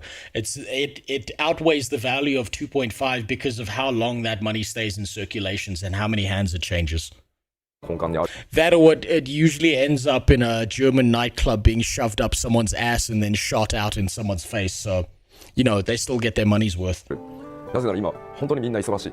一つのゲームだけになんだろう毎日ログインし続けられるわけじゃない。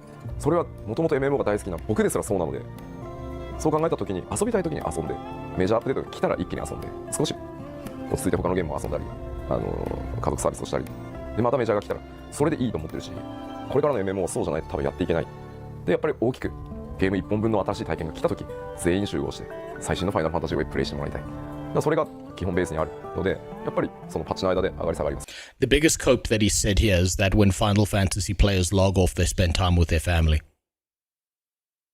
As if that's not their goon time. And they don't even log off, they just stand around the city center, around the big blue butt plug. They'll be back later. ただ評判を聞いてずっと増え続けていくっていうのが理想だと思ってるし、OT はそれでやれてきてるので、ただもっともっと遊んでほしいたくさんの人にと思ってるので、チャレンジをまだまだ続けたいとは。The latest expansion pack, Stormblood, comes hot on the heels of 2 years worth of 3.x patches, which have added fresh storylines and features to Heavensward. With it comes increased level caps. Most players are about 35, so yeah, so they're experts in gooning is what you're telling me. New dungeons, jobs, raids, zones, and some changes to the battle system. Stormblood will also mark the end of the game's Look at the birth rates. Lifetime on the PlayStation 3, but of course in the intervening years, the team has since launched the game on the PlayStation 4. Final Fantasy XIV had been a financial disaster for Square Enix. Subscriptions were turned off for most of the 1.x era, and the company poured significant funds and trust into the team tasked with its rebirth. The importance of this franchise to the company is mirrored by its importance to its players, and of course the development team. This is a group of people who have dedicated years into ensuring that this game came back from the dead. Yoshida-san says he only needs about 4 hours sleep a night. I asked him about it. Jesus Christ, man. What am I doing with my life? This guy's like a multi-millionaire. I'm sleeping 4 hours a night. Fuck. He's winning. Social life. He says he doesn't really remember anything except work. He speaks fondly of those players that stuck with the team, those warriors of light that were saved at the end of 1.0. His respect for fans of this game and all Final Fantasy fans is clear to see. The realm of Eorzea is totally different now. A bustling, vibrant place. Have Japan considered banning abortions? No, you see, that's the wrong tactic because that's a short-term thing. Because no one's getting abortions because no one's having sex because they're too busy working themselves to death. The true solution, Luthi, is obviously importing a bunch of rapey third worlders into the country who are going to kidnap the young girls anyway and get them pregnant and then hold them in a facility. That's how they're going to bump the birth rates. That's the longer term solution. Now, the kids might come out a little bit browner and less squinty than they are. Just make rape illegal. You know what the funny thing is? I've thought about this. I actually had a discussion with a Japanese guy I know. Right? And he was like, if they made rape legal, nothing would change because we're too busy working ourselves to death. Nothing would change. It's full of stories, quests, and adventurers. A world expanded upon even more with the release of Stormblood. But the old world, the story of 1.0, the fall of Dalamud, and the people who survived the cataclysm will always live on. Those who were there, be them player or developer, will forever be bound together by that experience. Instead of a lot of games will... Hey, I'm not rapey. Look, okay. It's a different standard, okay? It might not be considered rape in your country to do what comes naturally and beat a woman over the head with a rock, but not hard enough to kill her, and drag her off to your cave or your mud hut like we have to do, like all of us Africans have to do, you know. You can make the pet lion watch the front yard while we go to town. That might not be considered rape where you're from, but the second you get into first world countries, they start having these weird rules. They have these made up words like women's rights and sensitivity and shit like that. So you got to adjust the thinking. You know, it's like a when in Rome kind of thing. Create, you know, these myths for their games we have a myth that actually happened, but because it happened so long ago and only a few people saw it, most of the new players now, they look at back as like, did it really happen? What is this battle with the White Raven and Riven Road? And it was just this grand battle, you know, with all different levels and this, you know, dimensional rifts, and it sounds like an actual myth, but it's not just a story we made up for this, you know, it's actually happened.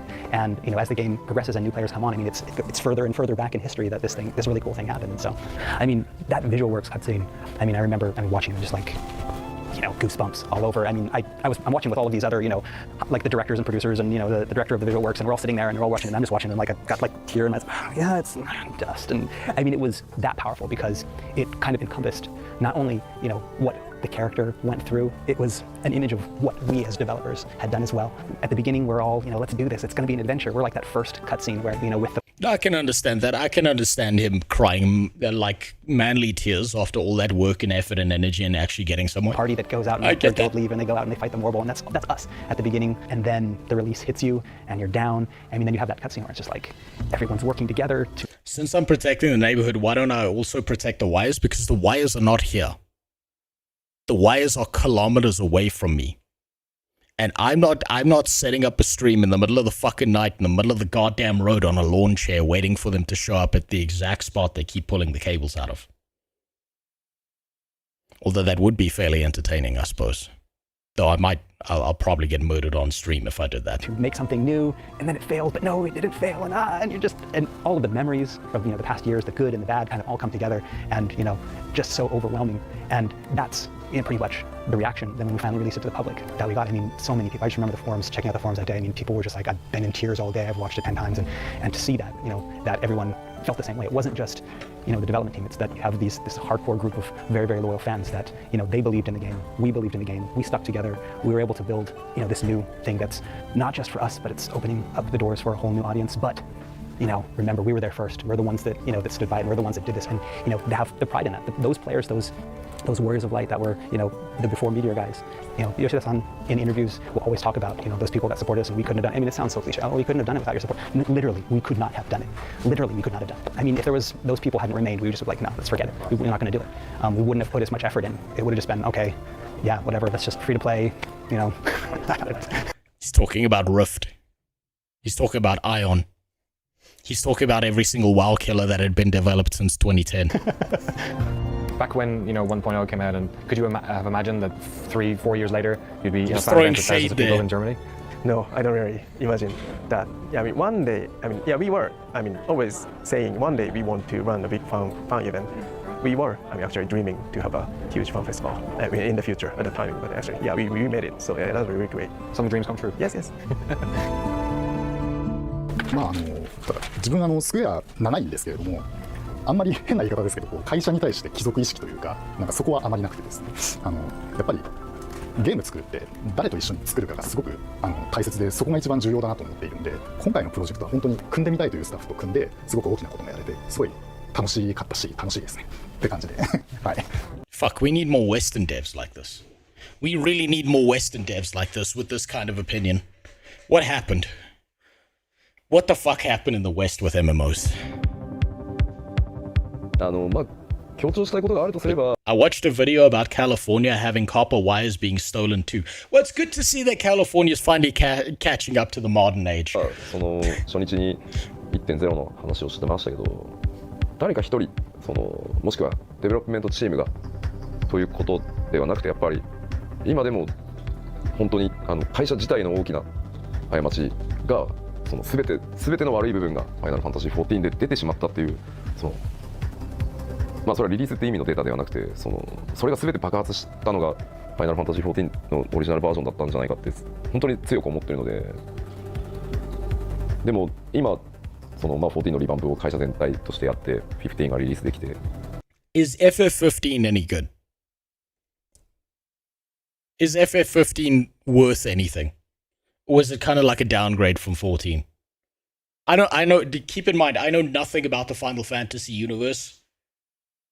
I know nothing about anything to do with Final Fantasy, so I don't know what's good and what's not. Good night, Miranda. 15 was meh, 16 is goated. Was 16 also like an MMO kind of game, or was it like, was it a single player experience?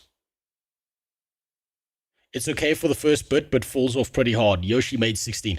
So what happened with Final Fantasy 15? Was Yoshi not a part of it then? Because I struggle to see a guy like this making a game that's terrible. It's DMC Lite. Okay, that's why it worked. Depends on who you ask, but 15 not for me. 16 was made by... Well, it seems like asking you, a lot of you agree that 15 is just not as good as 16. How many Final Fantasies are there so far? I imagine at some point we're going to hit like Final Fantasy 10,000 at this rate. 机には少しずつ変わってきたと思ってるし、もっと変わらなきゃいけないと思ってる。もしかすると少し安心してる人たちも今いるのかもしれない。Wait, so Final Fantasy 16 is the highest number they've reached. I'm surprised they're falling behind. I expected like at least to be on 25 by now by the Japanese. だけど、まだまだ変わらなきゃいけないと思ってるので、なんかそのあたりがうまく伝わってるといいなとは思います。これはなんだろう、スクエアエニックスっていう会社が作るゲームに期待してもらってる人が世界中にたくさんいると思うんですけど、僕もそうだったから、でもまだまだスクエアエニックスってこのレベルじゃないじゃん、もっと上いけるじゃんって思ってくれてるはずなので、そのためにはもっと変わらなきゃいけないし、チャレンジもしなきゃいけないと思ってるので、そういった要素も今回のそのお話でうまく伝わってくれると嬉しいかなとは思います。僕らはそういうつもりでやってますっていうメッセージが少しでも出ていけばいいなとは。プレイヤーの皆さんと会社が望めばそうなってると思いますし、プレイヤーの皆さんや会社が他のゲームを作れって望んでくれれば他のゲーム作ってるかもしれないですし、両方一緒に同時にやってるかもしれないし、僕は少なくともスクエアエニックスって今会社の、スタッフで自分の会社なわけではないので、やっぱプレイヤーの皆さん、ファンの皆さんがスクエアエニックスに何を期待するのかっていうのを会社がどう考えるかだと僕は思ってるんで、もちろん自分で作ってみたいゲームがないわけじゃもちろんないですけど、好きなものを作りたいならね、会社辞めて自分で会社作って作ればって思っちゃうんで。What a champion. 望まれる限りは。What a hero this guy is. Holy fucking shit. プロデューサーとディレクターのどっちかは誰がやってくんねえかなって思いますけどね。Man, these guys seem really like The tale of the absorbed in the death and idea. rebirth of Final Fantasy XIV Online is a cautionary tale in corporate hubris. It's a story about the power of humility, respect, and unity. A fun story for those of us who knew nothing about it, cherished times for those who were fortunate enough to be there when it all happened, and a wonderful reminder of something we come across so often in life, the idea